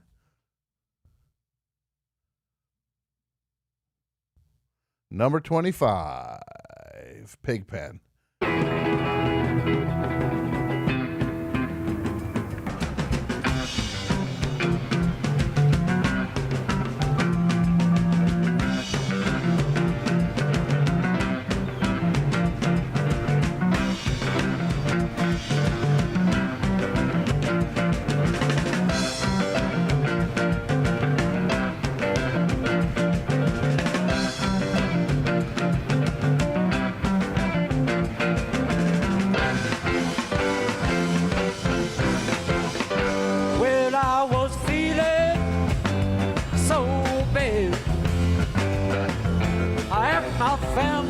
talked about what I had. Okay.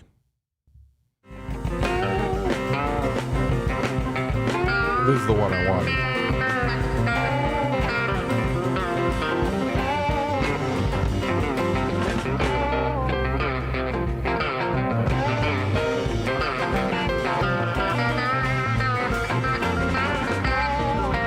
And I got the wrong ones. What happened to my Pigpen raps? The Dancer from Mighty Mighty Boss Tones, number 21. And just call him the other guy in Mighty Mighty Boss Tones. Like I said, let's get some non-dudes on the list, please. Throw some my way, bro. What do you got? Anything else, Joel? Well, I'll do one more impression if I may. Of course, of course. A little hard at this, man. All week, but are you ready? Another song. Oh, I'm ready. Get to your knees. Knees. Oh, well, I mean, wait, did Axl Rose gonna come on the line for a second there?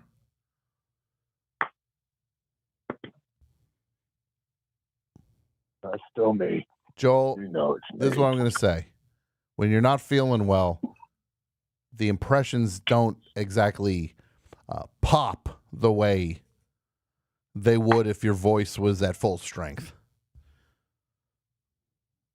Bring it to you. Because it sounded like, bring it to you. Shama mama mama mama knees. Yeah, well, sorry I let you down, but oh, you didn't let me down. One what now? One last one? Well, not an impression I can't do anymore, but it's so funny that Kid Willow called because I remember you spoke about the guy who gave you the picture his daughter drew. Like I imagine, yeah, like a 5-year-old girl, but you should show it. You know, hold it up. So I'm sure. Yeah, I have it. It's at home. I'll bring it in though. I will bring it in. All right, thanks for having me, Tom. All right, buddy. You get better. You get better. Be kind to yourself, Joel. Be kind to yourself.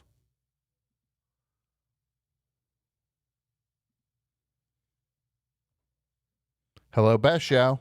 Hill. Hello, Tom. Hi, who's this? This is Marcos in Eagle Rock. Eagle Rock, eh? Yeah, or just LA, but Eagle Rock. No. I appreciate the Right. specificity. What do you got for us, buddy?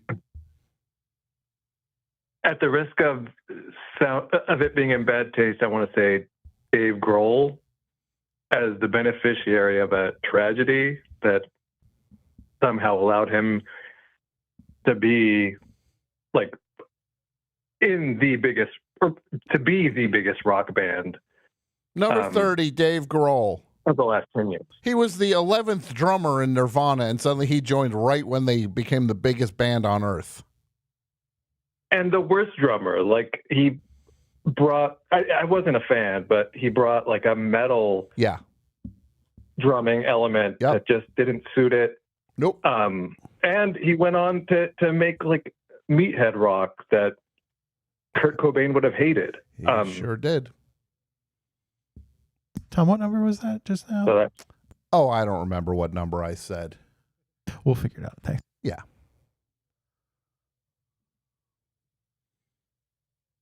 No, but yeah, he's.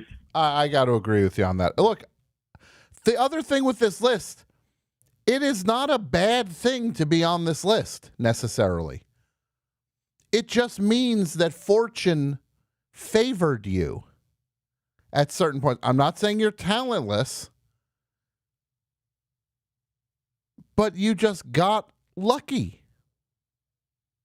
You got lucky. Yeah, Gelgood's Nathan a good Gelgood's guy. a very talented guy.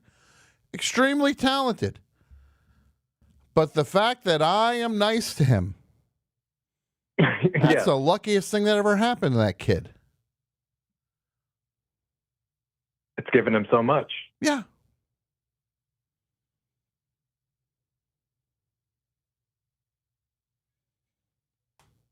That's it. Not putting him down. Not saying. Of course he's talented. You look at this list. All these people are very talented. The dancer from Mighty Mighty Boss Tones, Clara Peller, the Rizzler, the guy who got struck by lightning 7 times. Maybe those are less. That is lucky. Yeah. No, but I just feel like I just want that to be clear. This is it. You're not untalented. Far from it. Far from it. Rob Schneider, number 22.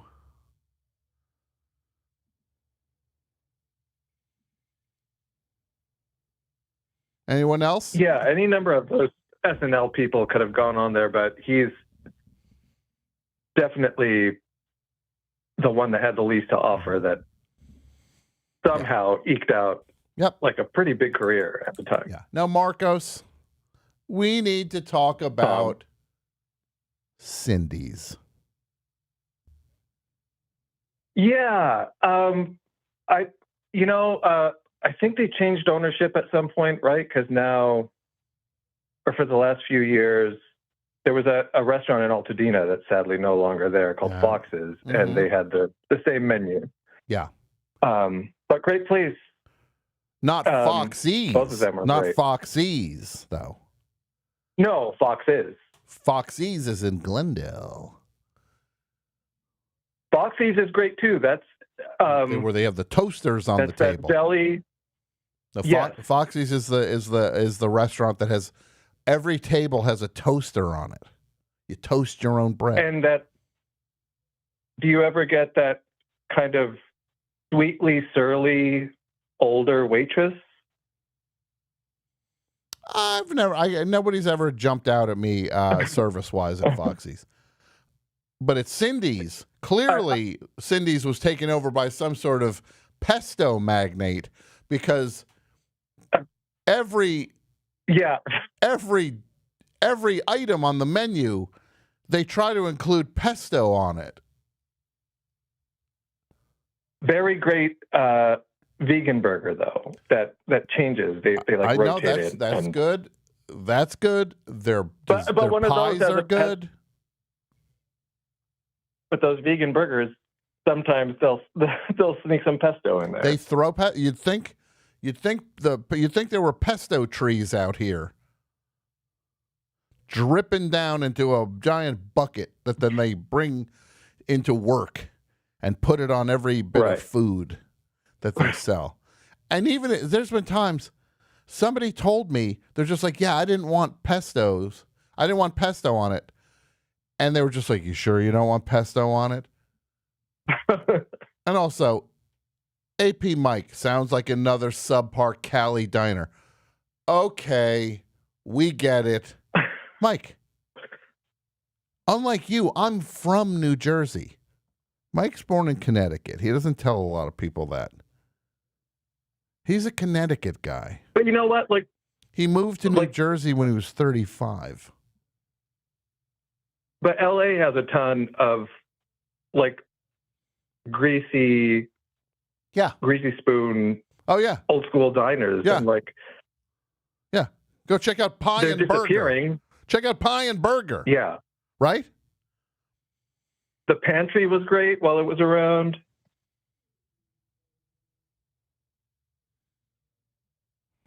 Yeah, there's a ton of them.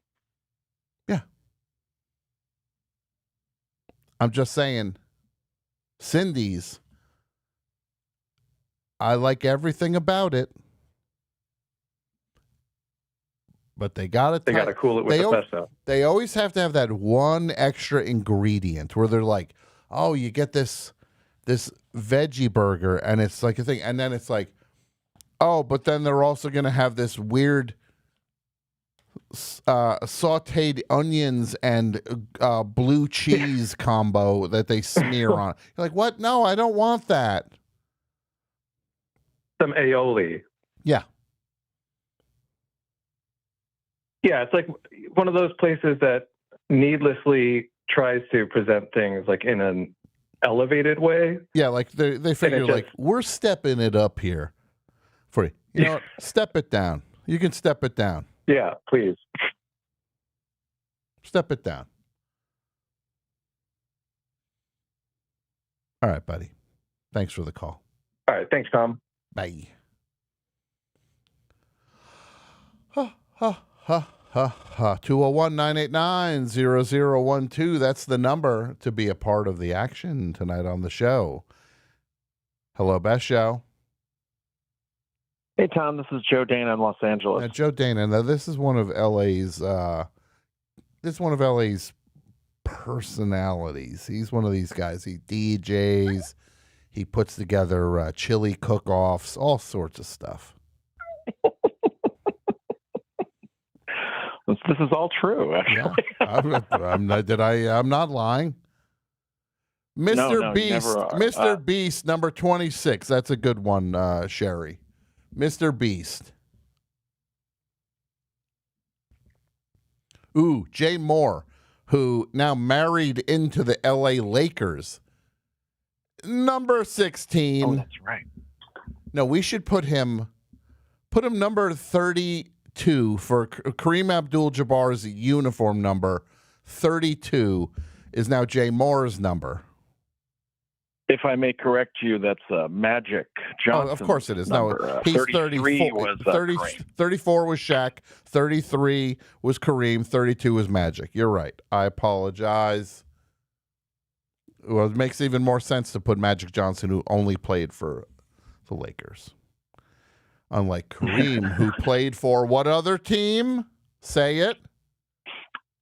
Oh, darn it. Suddenly somebody brother doesn't on. know everything about basketball, but you got to call Tom. Well, he was no. I said if I may. I know he was at UCLA and then he was in Minnesota. Well, he was not in Minnesota. He was in Milwaukee. Milwaukee, yeah. Yes.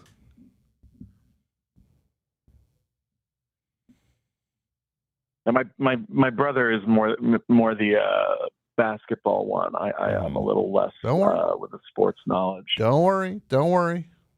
You had enough sports knowledge to put me in my place.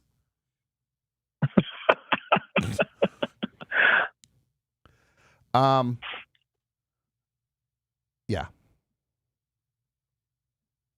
So I think I have. I told Mike 2 for the topic, but I think I might have thought of a third one as well. Yeah. So the first one would be Anthony Kiedis. Yeah, Anthony Kiedis belongs on the list. Again, he's got that, and like people like, oh, I love David Lee Roth. Everybody loves David Lee Roth. He's lucky, though. True. With those pipes, to have made the money he made and to have been in a band where he ended up the most questionably talented singer ends up in a band with the greatest guitar player of that era. That's called lucky. Yeah, definitely. And Kiedis is very similar, where he just happens to be at Fairfax High with some very, very talented musicians. And he is a subpar rapper. Put him at 12, right in front of David Lee Roth. Anthony Kiedis. And next, I thought of Tom Arnold. Yeah, I don't know.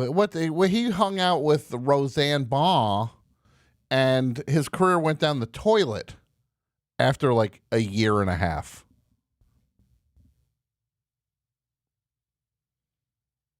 But I mean, he definitely got a head start there. No, that's true. She gave him didn't she give him a sitcom like right out the box? But he was who he was. He was a stand-up. It's not like he was talentless. I wonder how lucky he was. He paid a real price for that. He was in True Lies. There was no Roseanne Barr was not there for that. True. Oh, completely true. Yeah, I Lies. get that. And then the one I thought while I was on hold, and this is a controversial take, so it might not get there, but I was just thinking maybe, just maybe Gwen Stefani, because that band was already in motion with a different singer, with all the songs already written, save for maybe one or two before they really, really broke. No, I get what you're saying. Her brother was. I get that, but I will say they did sustain, and her presence was a big part of that. So I might have, that's what would make me disagree with that. Of course. I'll take it with the Kiedis for sure, though. Yeah. No, Kiedis at 12. Yeah. What is Miley Cyrus's Fantastic. sister's name again? Oh, I forgot her sister's. Doesn't she also have a brother? Was it Noah? Isn't that it? I can't remember. I just know that they took the Best Show logo for that outfit that she wore on the MTV VMAs, on the VMAs. There's also Brandy. I think it was Noah who took the Best Show logo.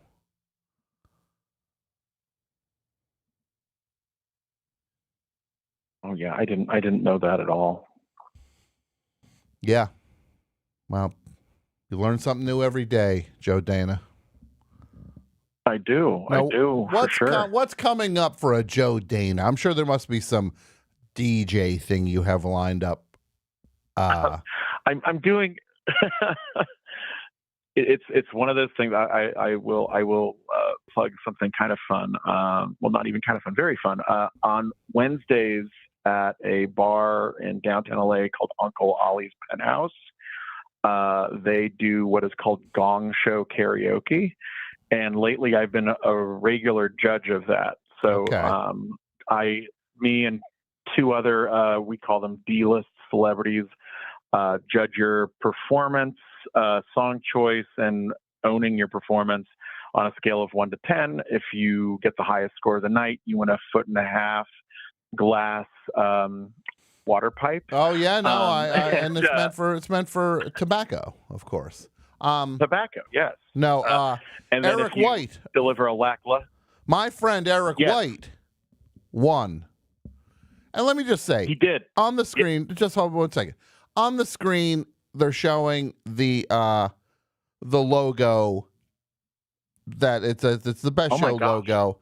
But I want to say this: the Power Man and Iron Fist logo that influenced the Best Show logo. Of course, it did. I'm not claiming out of whole cloth this was the Best Show logo.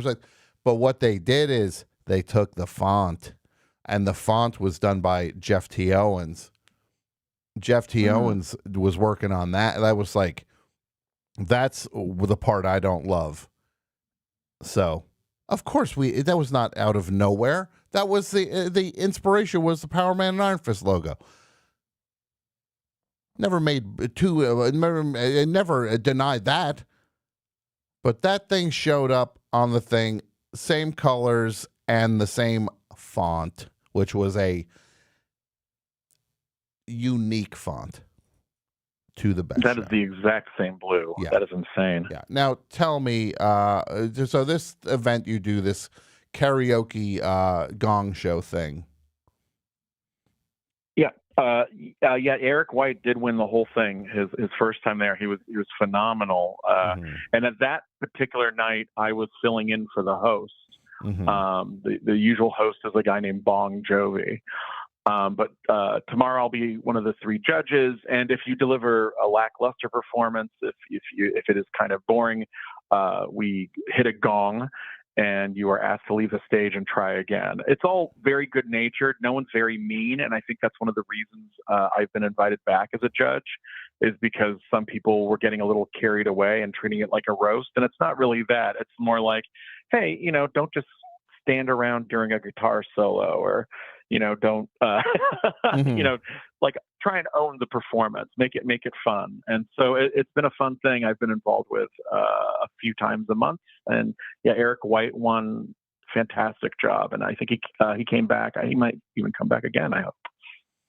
I hope he comes back to win another tobacco pipe. Yes. It's sing a song, win a tobacco pipe is the slogan. I think it's very cool. Well, so where do people find out info on this? Where do people find out info?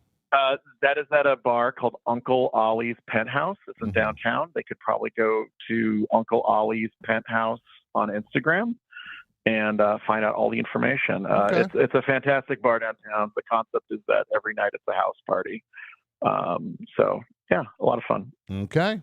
Love it. Yes. All right. Hope to see you there sometime, Tom. Someday you will. Someday. All right. I'm just going to say this. Have a good one. I want to just say this. If I go there and I do karaoke, you know what I'm saying, right? Yeah. These are the phrases I want to hear when I go do karaoke at this Gong Show thing. Oh my God, that voice. Oh my God. What a... Can we give him the water pipe now? That voice, it's from the heavens. I hear angels. This is what I want to hear. This is what I want to hear.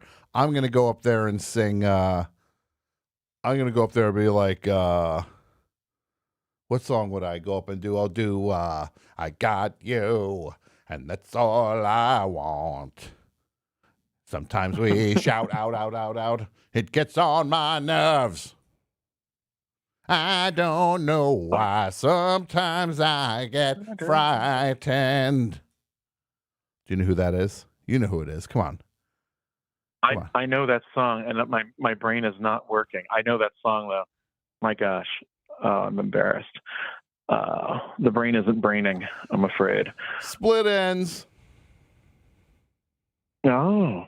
Well, you have to come sing it, Tom, because it's phenomenal. Like I said, I heard angels. Yeah, that's where, look. And this is, what I call this is the price of doing business. You think these plugs come free? They don't. They don't, Joe. It's like The Godfather. I'm going to call my favor. It's time. Give me the water pipe. You got it. All right, buddy. You have a great night. You have a good one, Tom. Thank you so much.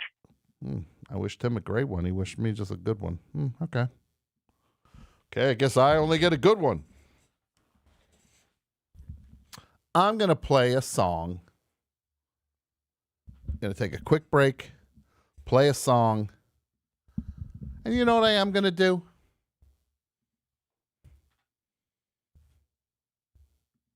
We are going to play Sharp Pins, because that's how we roll here on The Best Show.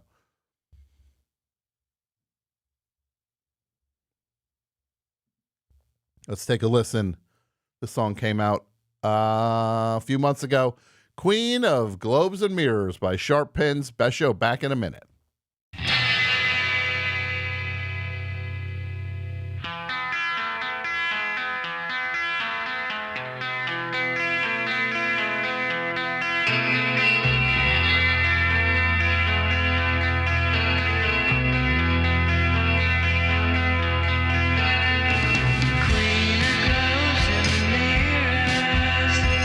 Lost to get you yet. If you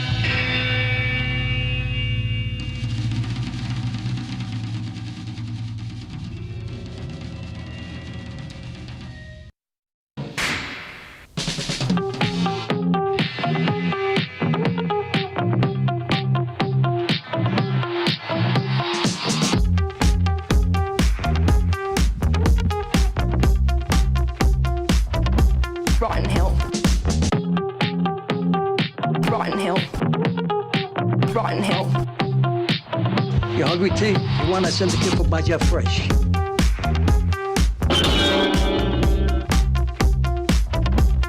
Tuesday night.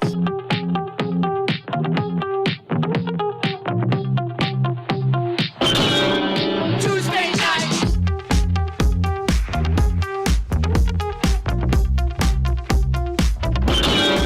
Tuesday night. Smoking and drinking on a Tuesday night. Let's go, New York!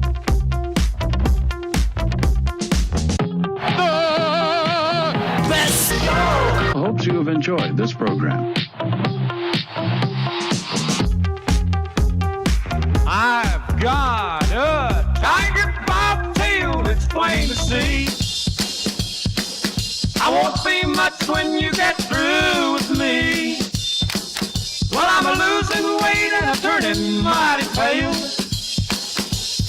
Looks like I've got a tiger by the tail. Top 5 things I always do as a godly wife. Number 5, builds our home in peace. I guard our atmosphere. I don't let chaos, gossip, or negativity run our home. My goal is that he walks into peace every time he walks through the door. Number 4, always pursues me. Flirt with him, date him, laugh with him. I never want the passion to be a memory. I want it to be our reality. Number 3, respects me in words and actions. I treat him as the man God called him to be, not just how he feels in the moment. Respect is the fuel for his leadership. Number 2, supports my vision. When he shares where God is leading us, I lean in and back him up. My faith in him builds his courage. And number 1, prays for me daily. Not just when things are tough, but every single day. I cover his mind, his heart, his leadership, and his mission in prayer. Get away from me or I'm going to throw you out in the middle of the street. You're a creep. Get away from me. There's a gang of yous here. There's enough of you here. By myself, I'll take yous physically. But you don't have the courage. You're a real crumb bum.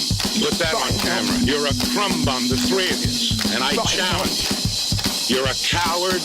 You're a yellow snake. You're a crumb creep coward. I want to fight you because you're a crumb creep lush coward. You are a lush, I can tell by looking at you. I was a cop all my life, and I know a lush when I see one, and you're a lush. Let's go, New York! Yeah, the best show. Woo! What are we doing, everybody? Going to go back to the phones in a matter of moments. And people who call 201-989-0012.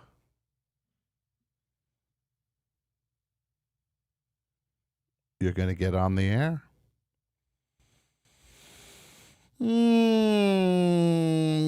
Boop, boop, boop, boop, boop. Hello, Best Show.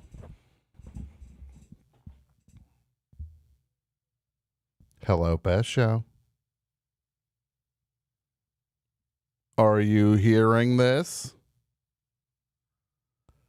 Did you call the show?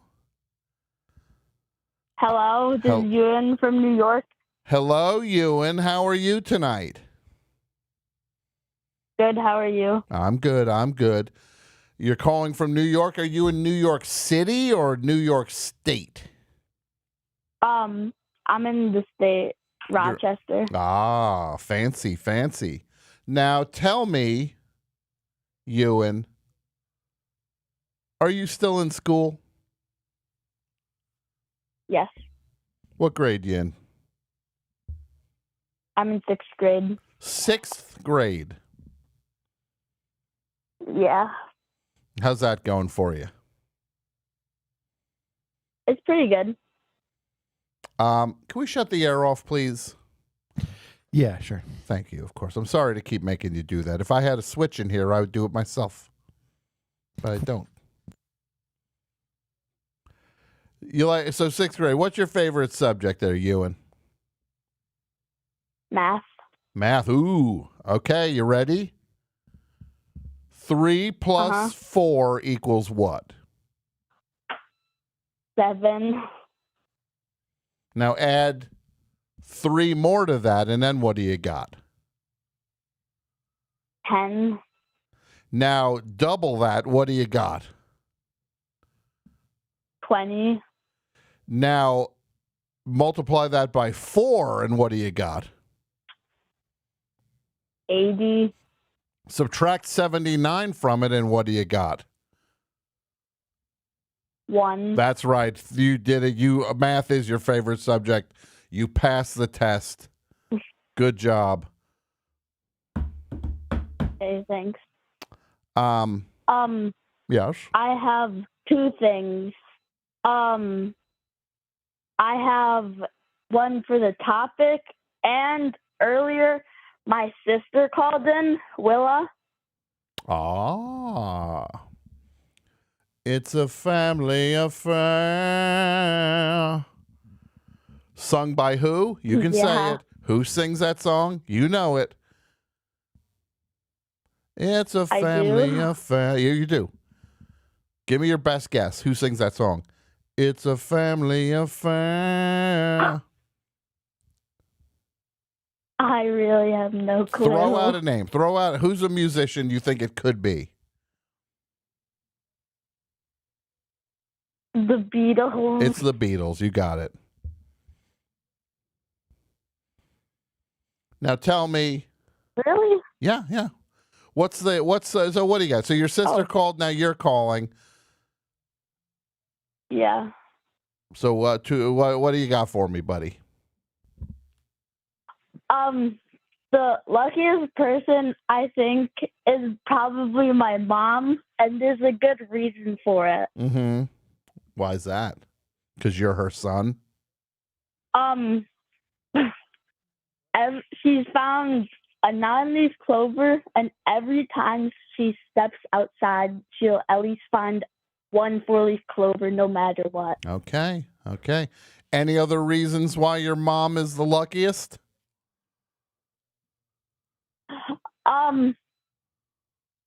It's just like she never finds a 4-leaf clover that.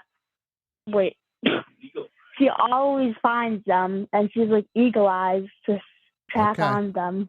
All right, let me see the list, please. Okay. Putting the list up. Number 8, Ewan's mom. Now, how do you spell your name again, Ewan? EWAN. EWAN. Ewan's mom. Number 8.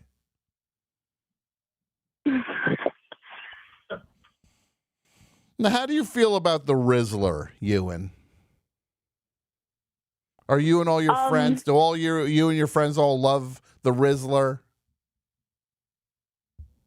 No, we don't really talk about it. You don't talk about him all day? Talked about it a lot. No, like a couple of months ago, it was a thing. Mm-hmm.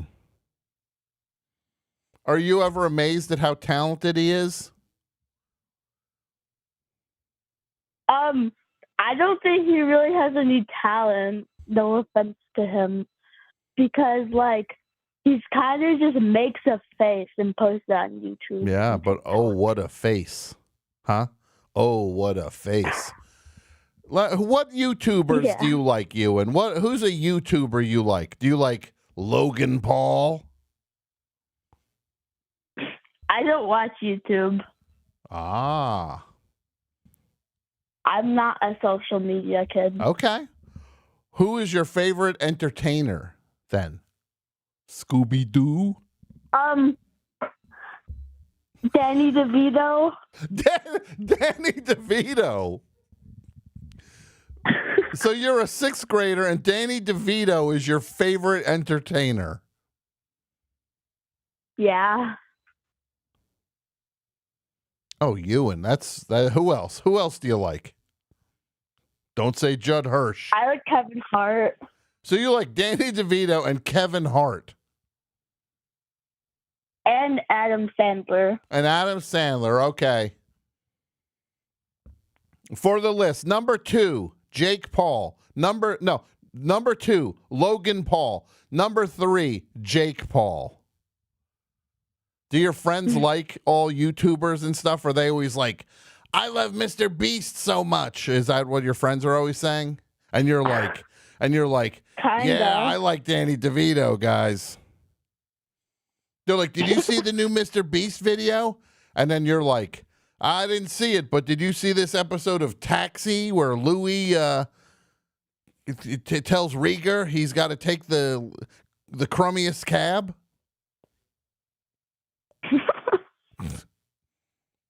Danny No. DeVito. What's your favorite thing that Danny DeVito's in?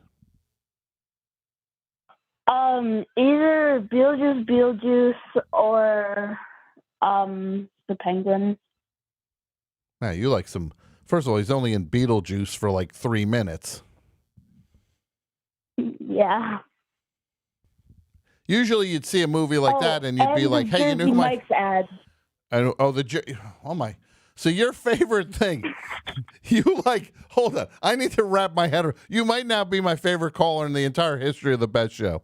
Your favorite thing is Danny DeVito because you enjoy the 90 seconds that he's in Beetlejuice. You like his Jersey Mike's commercials. Yeah. And what else do you like?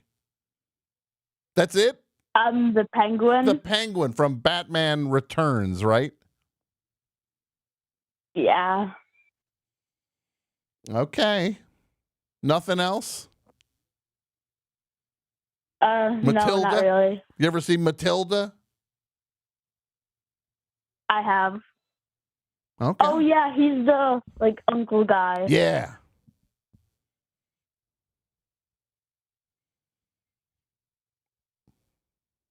Mhm. Anyone else for the list you can Well, think? it was good being a. I don't think so. Well, guess what, Ewan? Number 48, Ewan, because Danny DeVito is in his life, and he's so lucky to have Danny DeVito in his life. And say number 48, Ewan, the Danny DeVito fan. Thanks. Is that going to make your sister mad? Is that going to make Willa so mad? She drew a picture, and she didn't make the list. Maybe, but my dad's kind of dying of laughter right now. So your dad thinks it's funny, huh? Yeah. Now, let me ask you a question, Ewan. Would you say that your dad is lucky to have something that makes him laugh that much? I guess. Number 49, Ewan's dad.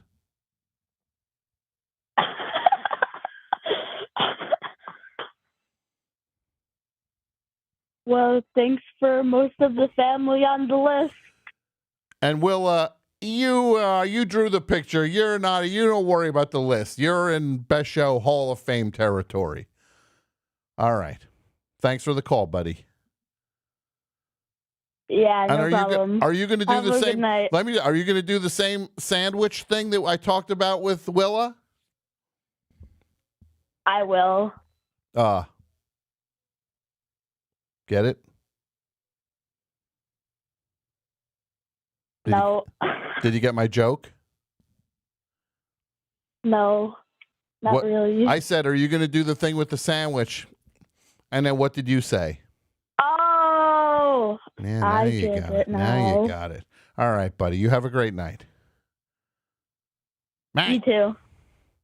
201-989-0012.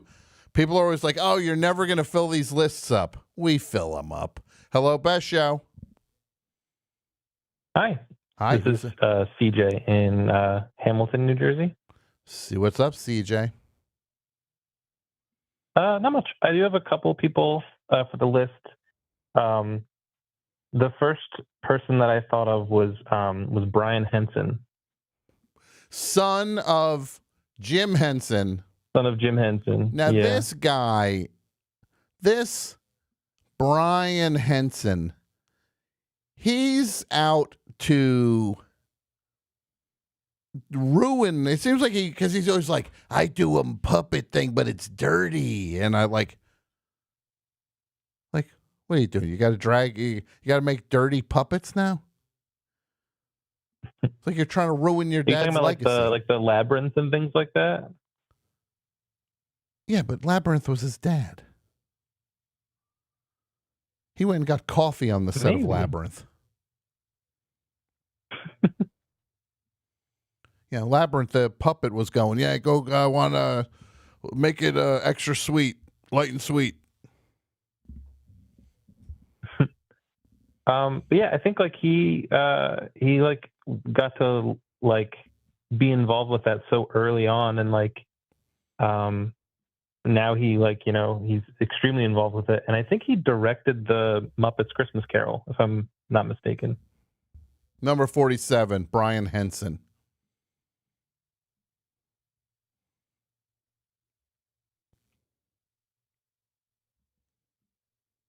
So I also have one other that I think is a strong candidate. Hold on a sec. Wait. Hold on. I thought Tom was all about dirty puppets. Wait, you think Gary the Squirrel is dirty? How dare you? Gary the Squirrel is an inspiration to children.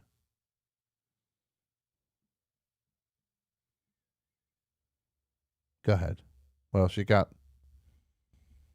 So I'm not sure if you probably are familiar with him, but the comedian Mike Birbiglia. Yeah, I know Mike. Why would he make the list? So I think because there's been multiple times where like he's almost died, and he's just like hasn't happened yet. Like he like in his stand-up he talks about like getting cancer in his like early 20s, and he talks about with his like sleepwalking disorder where he jumped through a second-story window and then almost died during that. And so like there's all these like things that have happened to him that like and yet he just kind of persists. And I feel like that's very lucky, even though it is like, you know, tough stuff. But yeah. Mm-hmm. Look, it's going to get misperceived that I'm saying he's on there for his comedic ability, so I'm just not going to put. I get what you're saying.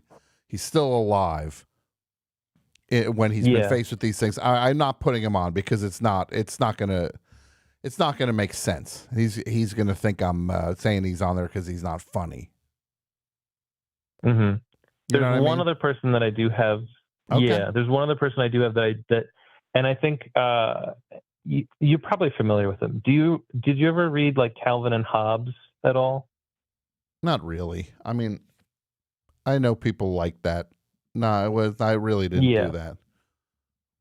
Gotcha. Well, he was interesting. His name is Bill Watterson, and he did all the Calvin and Hobbes books and things like that. And he was I think that he's lucky because he's been able to like make all of his art, but like not cave to certain things that other people in his position cave to. Like, for example, with the Peanuts, Bill Watterson doesn't want to like license all his creations out to things and like kind of lose control of it. So he finished making Calvin and Hobbes, and he just like makes comics now, but like he isn't like, he's just a guy who makes comics still, but like people love him for that, and I think that's cool. I don't think that's lucky though. That just sounds like he's bold. That makes sense. Because that doesn't sound like luck. It just didn't break his way. He took a deliberate stand. So I get what you're trying to say, but I'm going to respectfully disagree with you on that. Yeah. Also, too, just a note, because I realized that as I was waiting in the queue that it's kind of lucky that my birthday is St. Patrick's Day. Why? Because then you can never go to a bar without people shoving you around and being overcrowded? Well, I don't really do that. I don't really go to places like that very much, except for to like play music there. But it feels a little bit lucky. No, and when we were growing up, it was like, I get what you're saying. Because people like celebrate that day, and as a kid, you can be like, oh, they're all celebrating me. I get what you're saying, but I mean for this, What? I can't just put anybody on this list. This is not just some random list. I got people on there. You need to be known to be on this list, like Peter from Vanderpump Rules or Ewan's dad. Thank you for the call, buddy.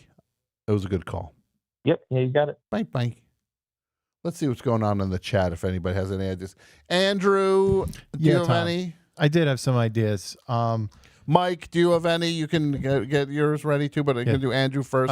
What do you got? I think at least one actor on a sitcom that got syndicated needs to be, if we don't already have any. Top of the list would be Jaleel White. Not supposed to be in the show. It was a guest actor, then became the star of the show, and that show was syndicated for like a decade, if not two. That was like insanely lucrative for something that should not have actually. Now he portrayed Urkel. He played Stefan Urkel as well as Steve Urkel. Okay. There was a character. I don't know how much of Family Matters you watched, but he had an alter ego named Stefan Urkel. That was cool. I liked the older brother. I thought he was a dynamic actor, and I'm still stunned that he didn't blow up. I actually saw him in He's in The Leftovers for a little bit, which I was shocked. I couldn't believe it. Do you know who else is going to be in The Leftovers on Friday? Me. There you go. Thank you. Jaleel White, number 43. Yeah. On a similar note, I thought Dave Coulier, but we if we only want to have a few of these people, then yeah, I think Jaleel White's covering that spot. Okay, there we go. I once saw Jaleel White here. Yeah, I wasn't there that day, but heard he was here. I know. We mean he's lucky because the show is not written around that character. Yeah, Jenny, I'm not even saying it has. This doesn't. Some of these people we are kind of critiquing their talent a little bit, but I don't think that's even it. I think it's just that he stumbled into something that was like incredibly lucrative. Mm-hmm. Yeah. Yeah, like if we were to put like when I put Howie Mandel at number 14, I'm putting him there because he sucks. Right, exactly. And he's managed to grift his way into the podcasting world after his primary talent was putting a glove on his head.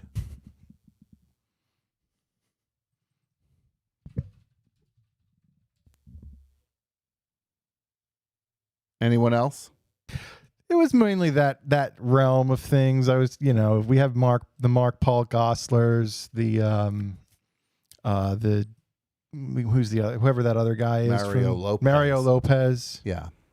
Those types. We might. I think we're going to let Jaleel White. Yeah, he can stand in for. Yeah, he can hold that position. Yeah, love it. Those are great ones, Andrew. Thanks, Tom. Mike, do you have anybody? Well, people have mentioned it, and yeah, I mean, Waylon Jennings because of giving up his seat on the plane. Well, that's very true. Yeah, so let's put Waylon Jennings at number 24. Who's the lucky? No, Draymond Green at number 4 embodies a basketball player of questionable talent who was next to a generational talent and won championships. He's going to embody that. But let's put at number 23 to honor Michael Jordan, Luke Longley, who was a total bum of a center for the Chicago Bulls, and has 3 championship rings.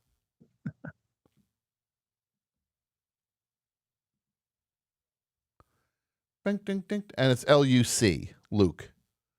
Bing, ding, ding, ding, bing, ding, bing, ding, bing, bing, bing. Anybody else, Mike? Got Waylon Jennings. I was thinking of just some of these, enormous podcasters that just seem to be at the right, in the right space at the right time. Yeah. Oh no. Sorry, guy. Sound like Joel. Yeah, you and Joel got the same ailment. I would include, Joe Rogan and Theo Vaughn. They seem to be. You don't think Theo Vaughn's talented? Don't. No, Joe Rogan. I think he's like. Put Joe Rogan at 17. No, put Joe Rogan. Yeah, put Joe Rogan below. I want him. I want him right next to Clara Peller. Yeah. I mean, Theo Vaughn, his biggest talent was he was born looking like Joe Dirt. Yeah, I mean, he was on ESPN today. I couldn't hear him, but it was enough just to see him that I'm like irritated. Do you know he was who, on there with Pat McAfee. Pat McAfee probably belongs on this list. Yeah. It just stands. That's a bit. That's what he's known for. He just stands up. Yeah. How about from the world of wrestling? Yeah, who are you thinking? I don't know. I mean, Vince McMahon, I guess, sort of took it over from his father, right? Did take it over from his father, yeah. I mean, you got to, all these people that have benefited from their fathers. We should get a few of those on there. George W., Trump, all the ones who basically. Don't put Mr. Trump down. We should put like Eric Trump on this. Eric Trump. Yeah. You know what I mean? Because he's like. He's the lowliest. He's the lowest of the low in that family. Yeah. Like he looks like that third, like in that movie Multiplicity. Like when they were running out of ink in the printer, so to speak, in the cloning, that's Eric Trump. Like he starts to end up looking like Gary Busey's son.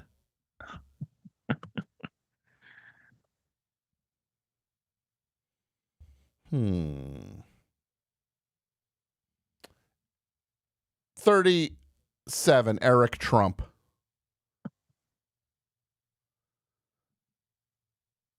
Let's see. Who else we got? How about from the world of showbiz? People mentioned earlier Nancy Sinatra. Mm-hmm. People who benefited, from their connection to.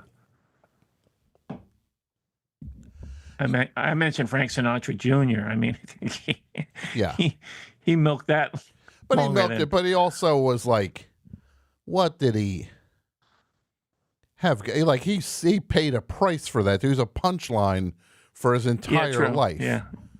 Like that. I love that Don Rickles joke where because Frank Sinatra Jr. got kidnapped at that one point. Right. You remember that story? Yeah. Like he thought it was a hoax. Yeah, but he like Don Rickles said, it's like they kidnapped Frank Sinatra Jr. They had him in the trunk of the car. He started singing, and they let him out. Yeah, that's a good one. Yeah, I don't know. Let's see. We did put Pigpen on there. That's Pigpen also had a rough go of it, though. Like he did. He had nothing but luck, and then he had nothing but bad luck. Yeah. It went sour pretty quick. Yeah. Look, is Operator my favorite Grateful Dead song? Yes, it is. All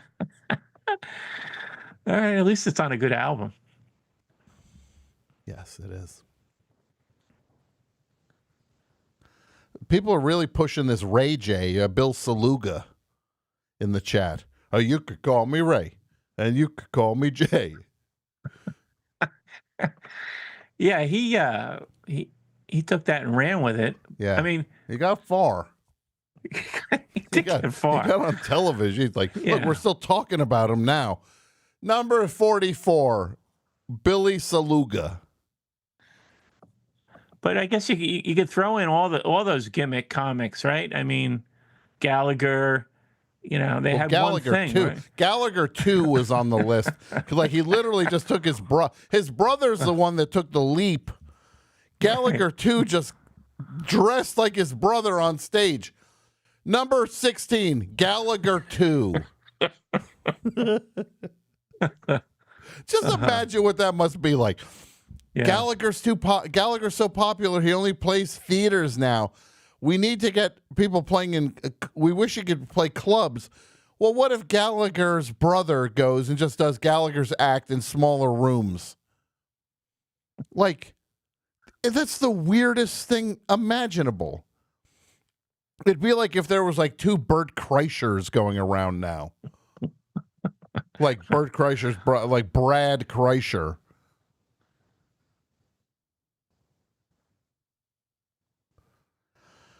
Yeah, I'm just looking at the. We're getting close on this thing though. Someone suggested Dakota Johnson. Oh, Dakota Johnson is doing stuff with her position though. Okay. She got started because of show business connections, but I will say she definitely. I think Dakota Johnson's very funny, and Dakota Johnson has earned her stripes. Okay, fair enough. Brian O'Halloran. That's a good one. Right, Mike? Mike, are you there? Oh, I'm back. Sorry. Brian O'Halloran. I mentioned earlier Brian Doyle Murray. I think Brian Doyle Murray's funny, though. And he didn't get that far on his brother's coattails. No. Brian O'Halloran. I know this is one of your guys. Yeah. Is that low hanging fruit? Are we picking on somebody? Yeah. Because I mean, he didn't get that far. Where did he go from there? Yeah. It's 37. Yeah. You know who belongs on this list is what's his face? The guy. What's in the guy on The Office? Jim from The Office. What's that guy's name? John Krasinski. John Krasinski. He showed up. He was hanging out with a friend who was auditioning for The Office,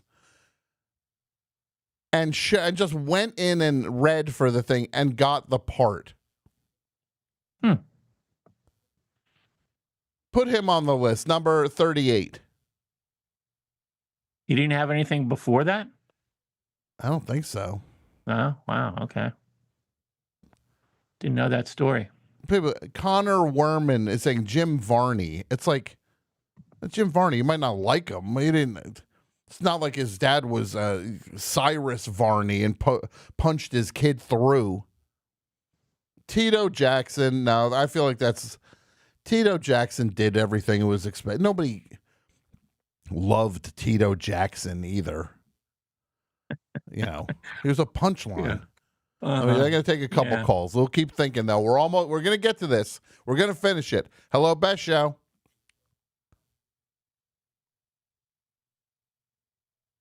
Hello, Best Show. Come on. It's you. That's right. Who's this?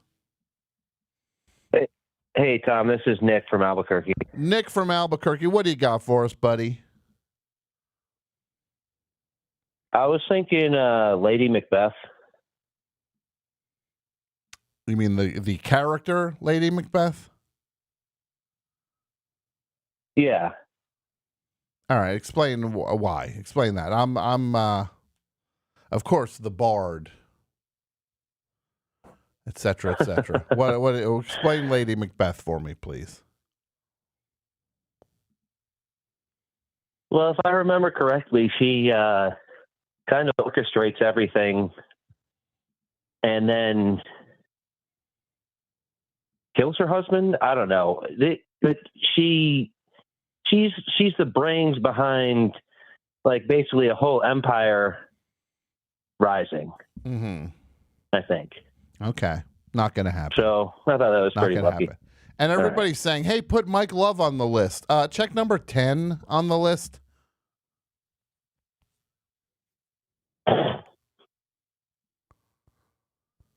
Should we put Gavin McLeod from SCTV when he says, like, "I'm just lucky. I'm lucky."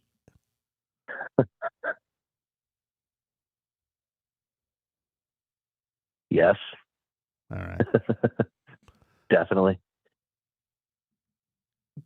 Gavin McLeod. That's Gavin pretty much all I had. Joe Flaherty as Gavin McLeod, number 46.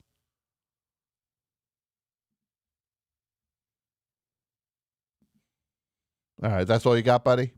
Thanks, Nick. Yes, sir. Thank you. Bye-bye. Back to the phones, 201-989-0012. Hello, Best Show. Hi, Thomas Savingtron. Saving? Where are we at now? Savingtron. Mike asked, and I actually said that I wanted to reclaim it as Savingtron, which, I mean, that's been for a while, but I wanted to divorce it from its original Primus connotation. Because this is a kid who used to call the show. He's all grown up now. How old are you now? Yeah, I was like 13. I think I was 13 when I first called, and now I'm 37. Oh, my God. So you started calling at the very beginning of the show. It was like a couple of years in. Wow. And I still listen. Oh, man, that's so nice to hear. Really. That's really sweet. Yeah. You've been listening pretty much the whole time. Yeah, I've probably heard more live shows than most people who have are involved with the show. Yeah. Yeah. But yeah, I went to the live show and it exceeded my expectations. It was amazing. Which one did you go to?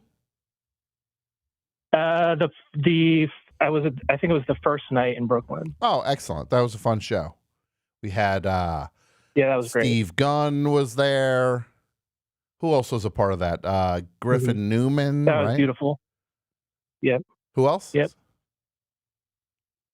Sarah Hennessy. Hennessy was there.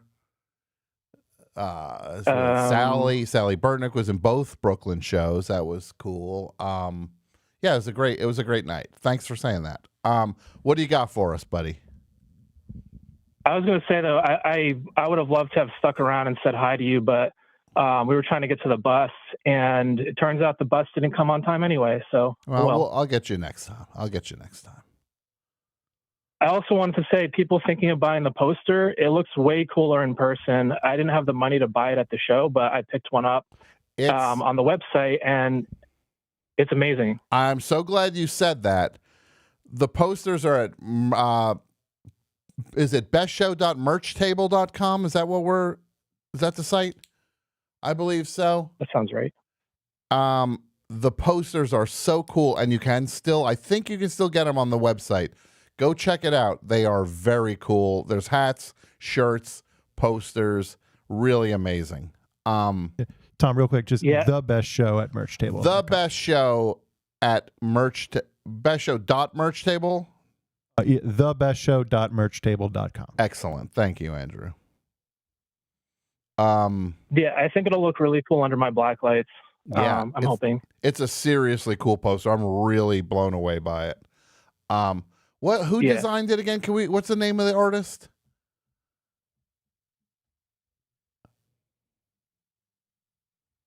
Nathan Sakulich? That's right. Yes.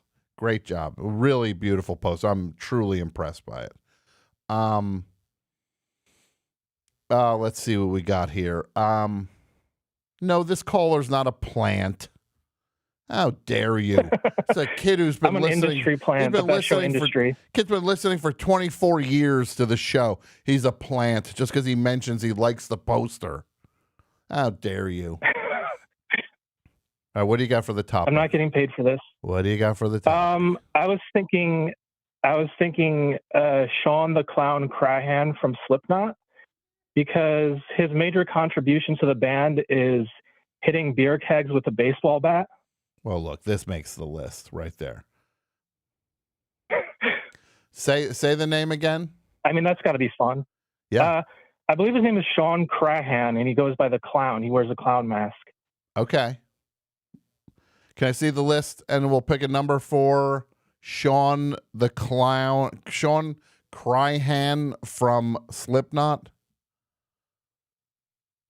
Number 42. Sean from Slipknot.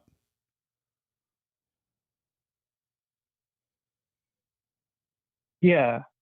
And then I guess on a new metal kick, one of your favorites, Fred Durst. I mean, maybe. I think Fred. Look, this guy stuck around somehow, and nobody gets a harder run than Fred Durst.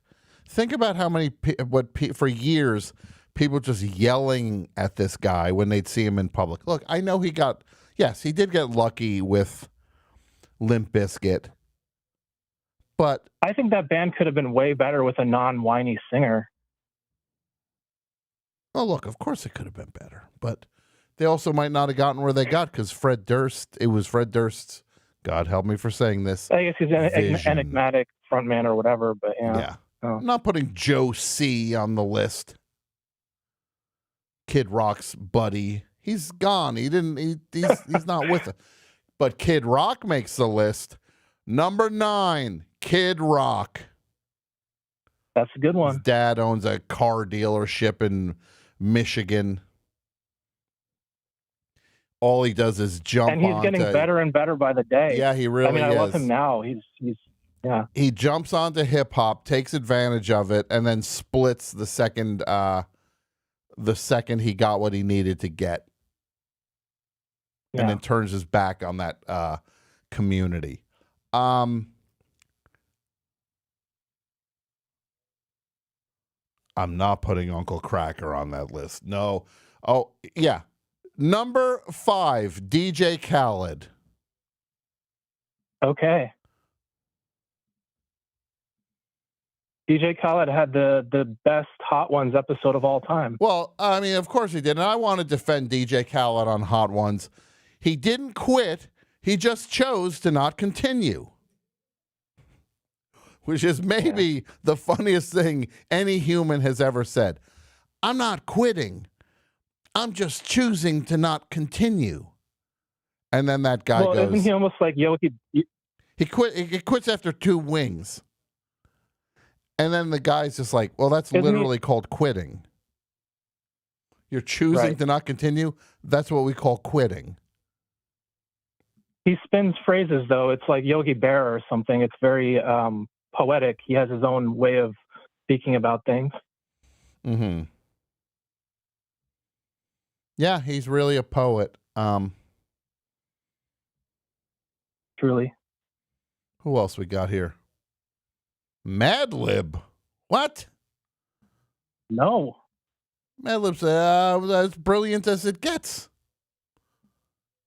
And prolific as it gets. Exactly. Okay, now they said just kidding. Okay. That's not cool. Don't do that. Don't do that. Connor, you're wrong. Mike Nesmith didn't have the whiteout money when he joined the Monkees. That didn't happen for a couple decades where he got the whiteout money. How dare you? Know your monkeys, bro. Know your monkeys. I don't know my monkeys, but well, that's why you didn't offer that though, Savingtron. All right, buddy. I'm gonna. Yeah, I know new metal. You know new metal. Oh wait, I just have one last thing. One. Okay, what do you got? What do you got? I just wanted to revisit really quickly an old topic because the Rizzler's on the list. Yeah. So when you had the, I think it was like if 2024 was a movie or if it was 2025, I don't remember which year it was. Uh-huh. I was thinking the Rizzler could be played by Andy Milonakis. That's pretty good.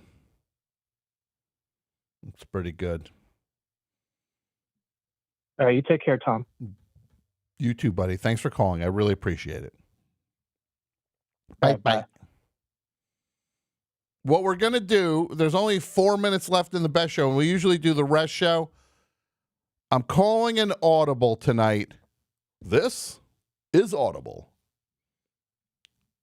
We're not doing the rest show. We're just going to push through on the list, though. Okay, guys? Sounds good.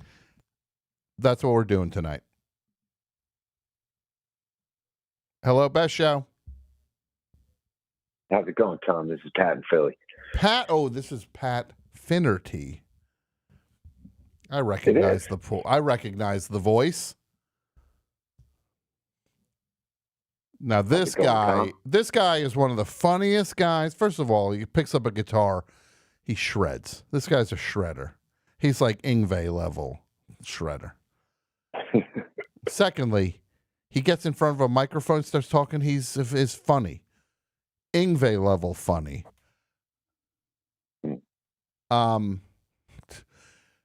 Pat Finnerty, what do you got for ultimate us? Compliment there. Thank you, Tom. That was the ultimate compliment. Who's funnier than I got a couple Yngwie Malmsteen? Yngwie, right? And I'm not as good of a dresser as Yngwie. I also like how he doesn't he have like a J? Didn't he have like a middle initial? Like, are you really? Yeah, there's like he's made his name more complicated. But it's also like you're really trying to differentiate yourself from the other Yngwie Malmsteens out there. Right. Now, Pat Finnerty, what do you got for us? I got a couple for the list here. I know we're running into we're getting late in the game. You don't worry. So I'll just run them by you. You don't worry about that, Pat Finnerty. First one, Noodles. Wait, who the what? Noodles, the guitar player in The Offspring. Oh, I thought you meant Noodles from Gorillaz. No, I was going to say they're not that lucky. They're Noodles, cartoons. Right. No, Noodles. I think his name is Kevin. And he plays guitar in Offspring, which is one thing to begin with, but he doesn't even he isn't a singer, and he doesn't even play the like can come out and play the like that part. Like he doesn't even play that. Dexter Holland plays that. Like all he's doing is just playing. He's just counting the money and just playing, the terrible Offspring song. I will say, he's doing less counting these days, right? Noodles. If he's counting the money that the Offspring brings in, he probably wraps out on that counting a little earlier than he did 25 years ago. They're still playing like big sheds. I know. I'm swear just they I are. know. But it's just like, yeah. Okay. Number 36, Noodles from The Offspring. We're putting him in that Marcus Smart slot, 36. Okay. Who else you got? Cliff Williams, bass player, AC/DC. I mean, it's like he barely even puts his finger on the fretboard. You know what I mean? Yeah. Like an AC/DC bass player. Well, let me just ask you this. Should we put, this is a higher concept thing. David Lee Roth is at 13. Should the other three members of Van Halen be on this list? I mean, Michael Anthony has to be. Well, then Michael Anthony's at number 19. Because just think about what he does I think he's going to need to embody that guy in a band. Think of what he does on bass for Running with the Devil. Bonk, bonk, bonk, bonk, bonk, bonk. Eddie Van Halen's like bounce down, bounce down, down, down, bounce down. He's going bonk, bonk, bonk, bonk. And then it's like, oh, but he does these harmonies with it. Well, he's not doing anything else. High harmonies. Why is it always the high harmony too? They're always like, oh, Mikey's singing those high harmonies. Like no one else has ever sung a high harmony. Yeah. Yeah, it's not like the freaking Beach Boys with him there. What if Michael Anthony joined? Every harmony is pretty much a high harmony. What if Michael Anthony joined the Beach Boys? That'd be incredible. Mike Love and Michael Anthony. Next to Al Jardine. Yeah. Yeah. I kind of wouldn't look out of place though. I mean, if you really think about some of the looks that's happening in the Beach Boys. Now, should we be putting Lars Ulrich on this list? I don't know because he's the only, like, if he wasn't the drummer, no, they would be better. So yeah, maybe. I don't know, but he's Lars, he's hard to really quantify. I think you're right on that. He gets a pretty bum rap on not being a great drummer, But he's doing other things in that band to make them popular. Like, he worked it for that band. Mm-hmm. He did. And he came up with stock. I think he came up with stock, Tom. You've seen Some Kind of Monster, right? Oh, yeah. So when he's playing that terrible beat and James is like, I don't know, man. And Kurt's like, yeah, I don't know, man. And he's like, I just feel like what you guys want me to play is stock. And like, I just don't want to play stock. He didn't want to play stock. And he sold all his paintings. I don't think anyone's ever said stock before, you know? Yeah. So I give him that. And he got very far considering that his father is a wizard. Yes. A Dutch wizard. Yeah. Yeah. Like that dad of his. I thought it was the guy in Kill Bill who made the sword for a second. Right. Right. Well, that's like Oldie Olsen. Yes, he is. Yeah. Let's think. Who else should we put on this list? If it comes to like musicians, so like that I have three more that I'm thinking of. Two of them. One more musician, which is in the same kind of vein, but Rami Jaffe. Do you know who he is? I don't. He's the keyboardist in the Foo Fighters. That you already have Grohl, but I mean, just the fact that he's like playing keys on Monkey Wrench. You know what I mean? And like, and he's like rocking out back there. Yeah, he's not exactly high up in the mix. Right, playing those famous key parts on My Hero. You know. Oh, everybody loves. Who doesn't love? Who doesn't love the keyboard parts in those Foo Fighters hits? And he's like rocking out too. Yeah, like he's doing all those moves where it's like you did the organ move where you just. Mm-hmm. Who else do you have? Who else do you have other than Rami Jaffe? Flow. Who? Progressive. Flow. Yeah. Like, you know, what does she show up to 3 commercials a year? You know, puts her hair. So you're saying Flo? Puts the shirt on. Yeah. From the Progressive commercials. Yeah. I mean, it's 3 commercials a year. Probably. I mean, it's generational wealth. What about at this point? This just came up in the chat, and I'm not just necessarily disregarding Flo. Rick Rubin. Oh my God, he doesn't even touch the board. He's not even there half the time. Number 6, Rick Rubin. He just like hits a dinner bell.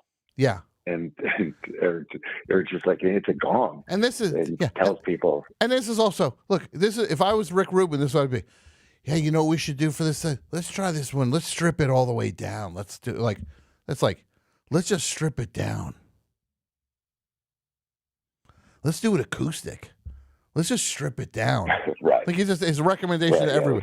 He gets Johnny Cash. Oh, let's strip it down. He gets Donovan. Let's strip it down. He gets Neil Diamond. Let's strip it down. Yep. People want to know why number 1 is still open. It's going to be Ringo Starr. Have a shot. I think it's going to be Ringo Starr. Again, not that he's talentless. I was thinking about Ringo. He's not talentless. Of course, he's a great drummer. But for what that dude brings to the table, he got further than any drummer in the history of drums has ever gotten.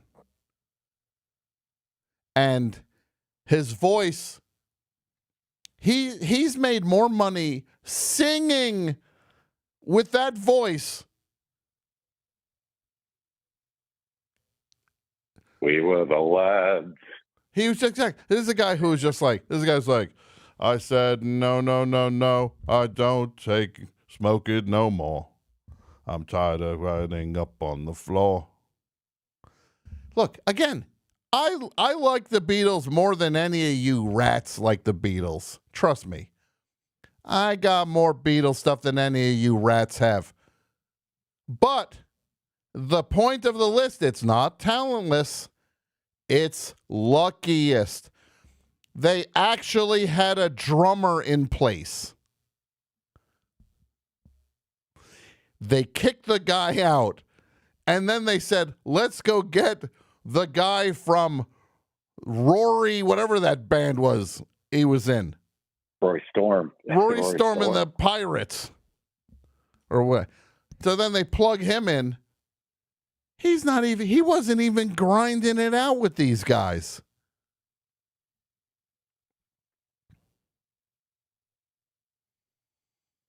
Okay, we have 1, 2. And he ended up calling the shot. I think I might have a contender for at least top 10. Let's hear. What do you got? This is my last one. Okay.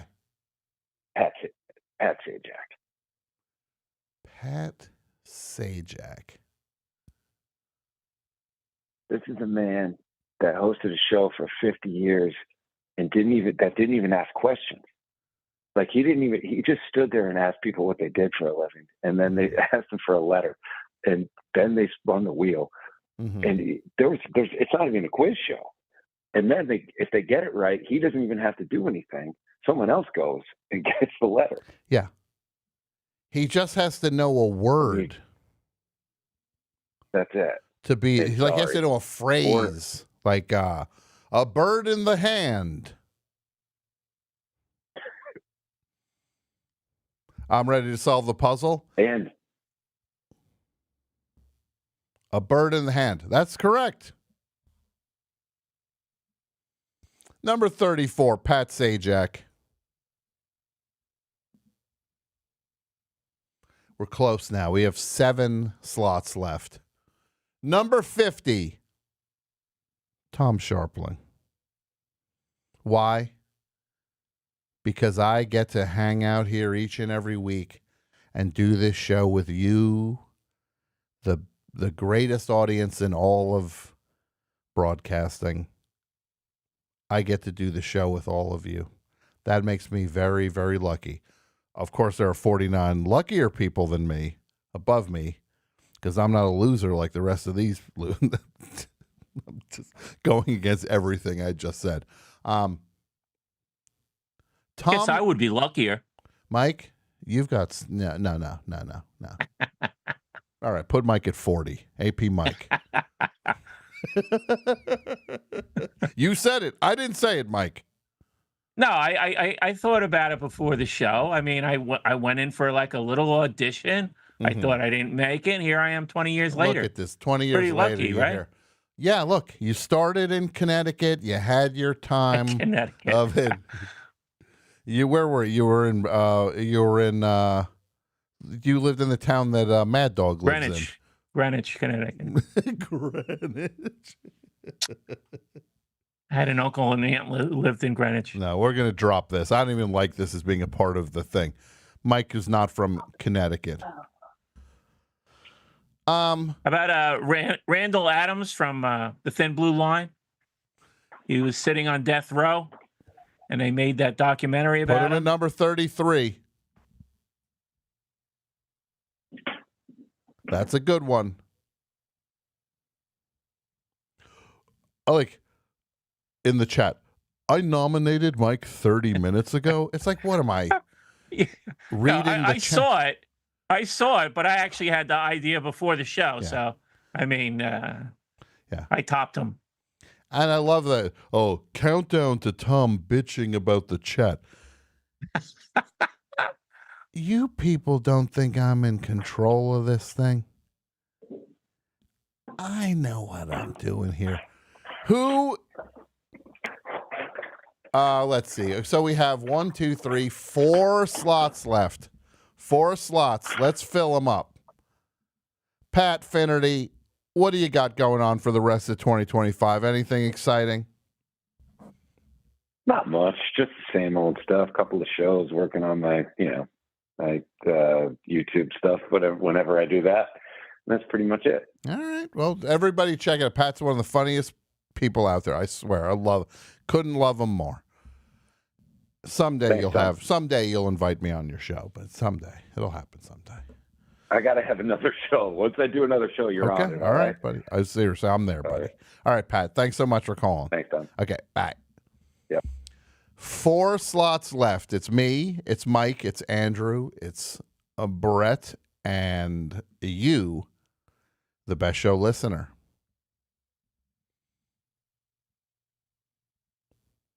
Frank Stallone.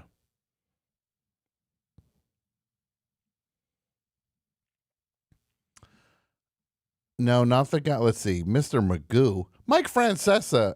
Mike Francesa's not lucky. Mike Francesa brings it. Yeah, I agree. Right? Yeah, no, he he studies those numbers. That's how he got involved. He sort of zoomed up. He was a college football fanatic. Mm-hmm. And he just knew all the numbers, and nobody else could even take it all in. So yeah. And look, if you saying something like this is not luck. What do you wear to a Taylor Swift concert? I wore shorts and a t-shirt. It was August. That's not luck, folks. Yeah, no. You think this is luck? And one thing for Peyton. Yeah. Peyton, the first guy you kiss can't be Papa John, okay? And listen, this is a big moment. First of all, I have no idea why Papa John's on the field. Shame on the NFL for having him on the field. But if you're Peyton Manning, you have enough money, the first guy you kiss can't be Papa John, okay? It can't be. And if I see that as a commercial, I'll throw up. Yeah, no, he speaks his mind. Yeah. What about Stephen A. Smith? You know who's worse? Skip Bayless is the worst. Skip. Yeah. Well, I said Joe Buck earlier. I mean, I think Joe Buck might have to, because his dad also paid. Yeah, he just came in on his coattails. He sucks. He sucks, and his dad got him the job, yeah. Joe Buck, number 31.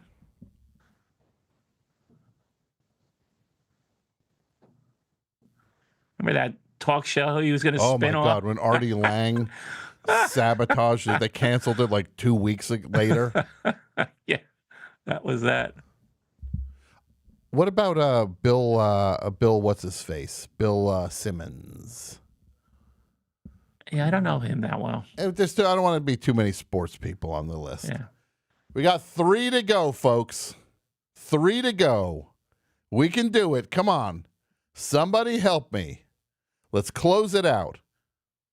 Andrew, anybody in the booth? Anything there? Theo Vaughn's not going to make it? I think Joe Rogan represents Theo Vaughn.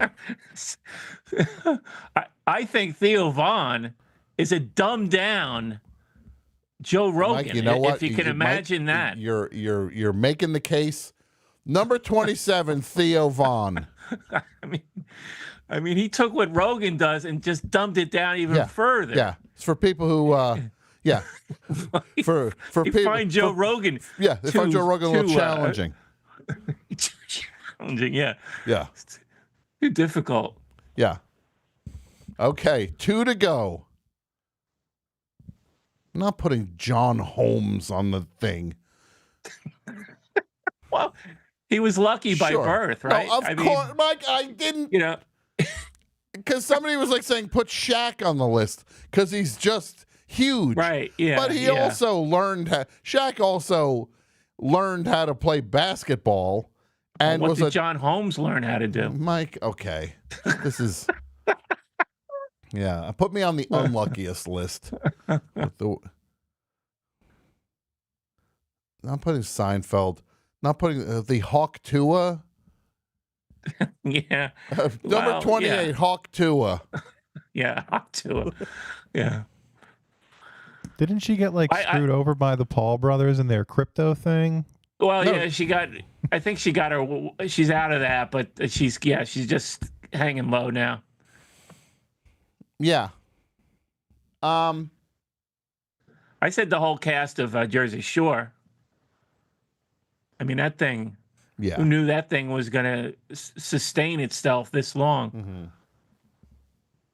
Yeah. Who's somebody who's still going like that? Is it like Mario Lopez that somebody said earlier? I did say Mario Lopez earlier. Yeah. Andy Serkis.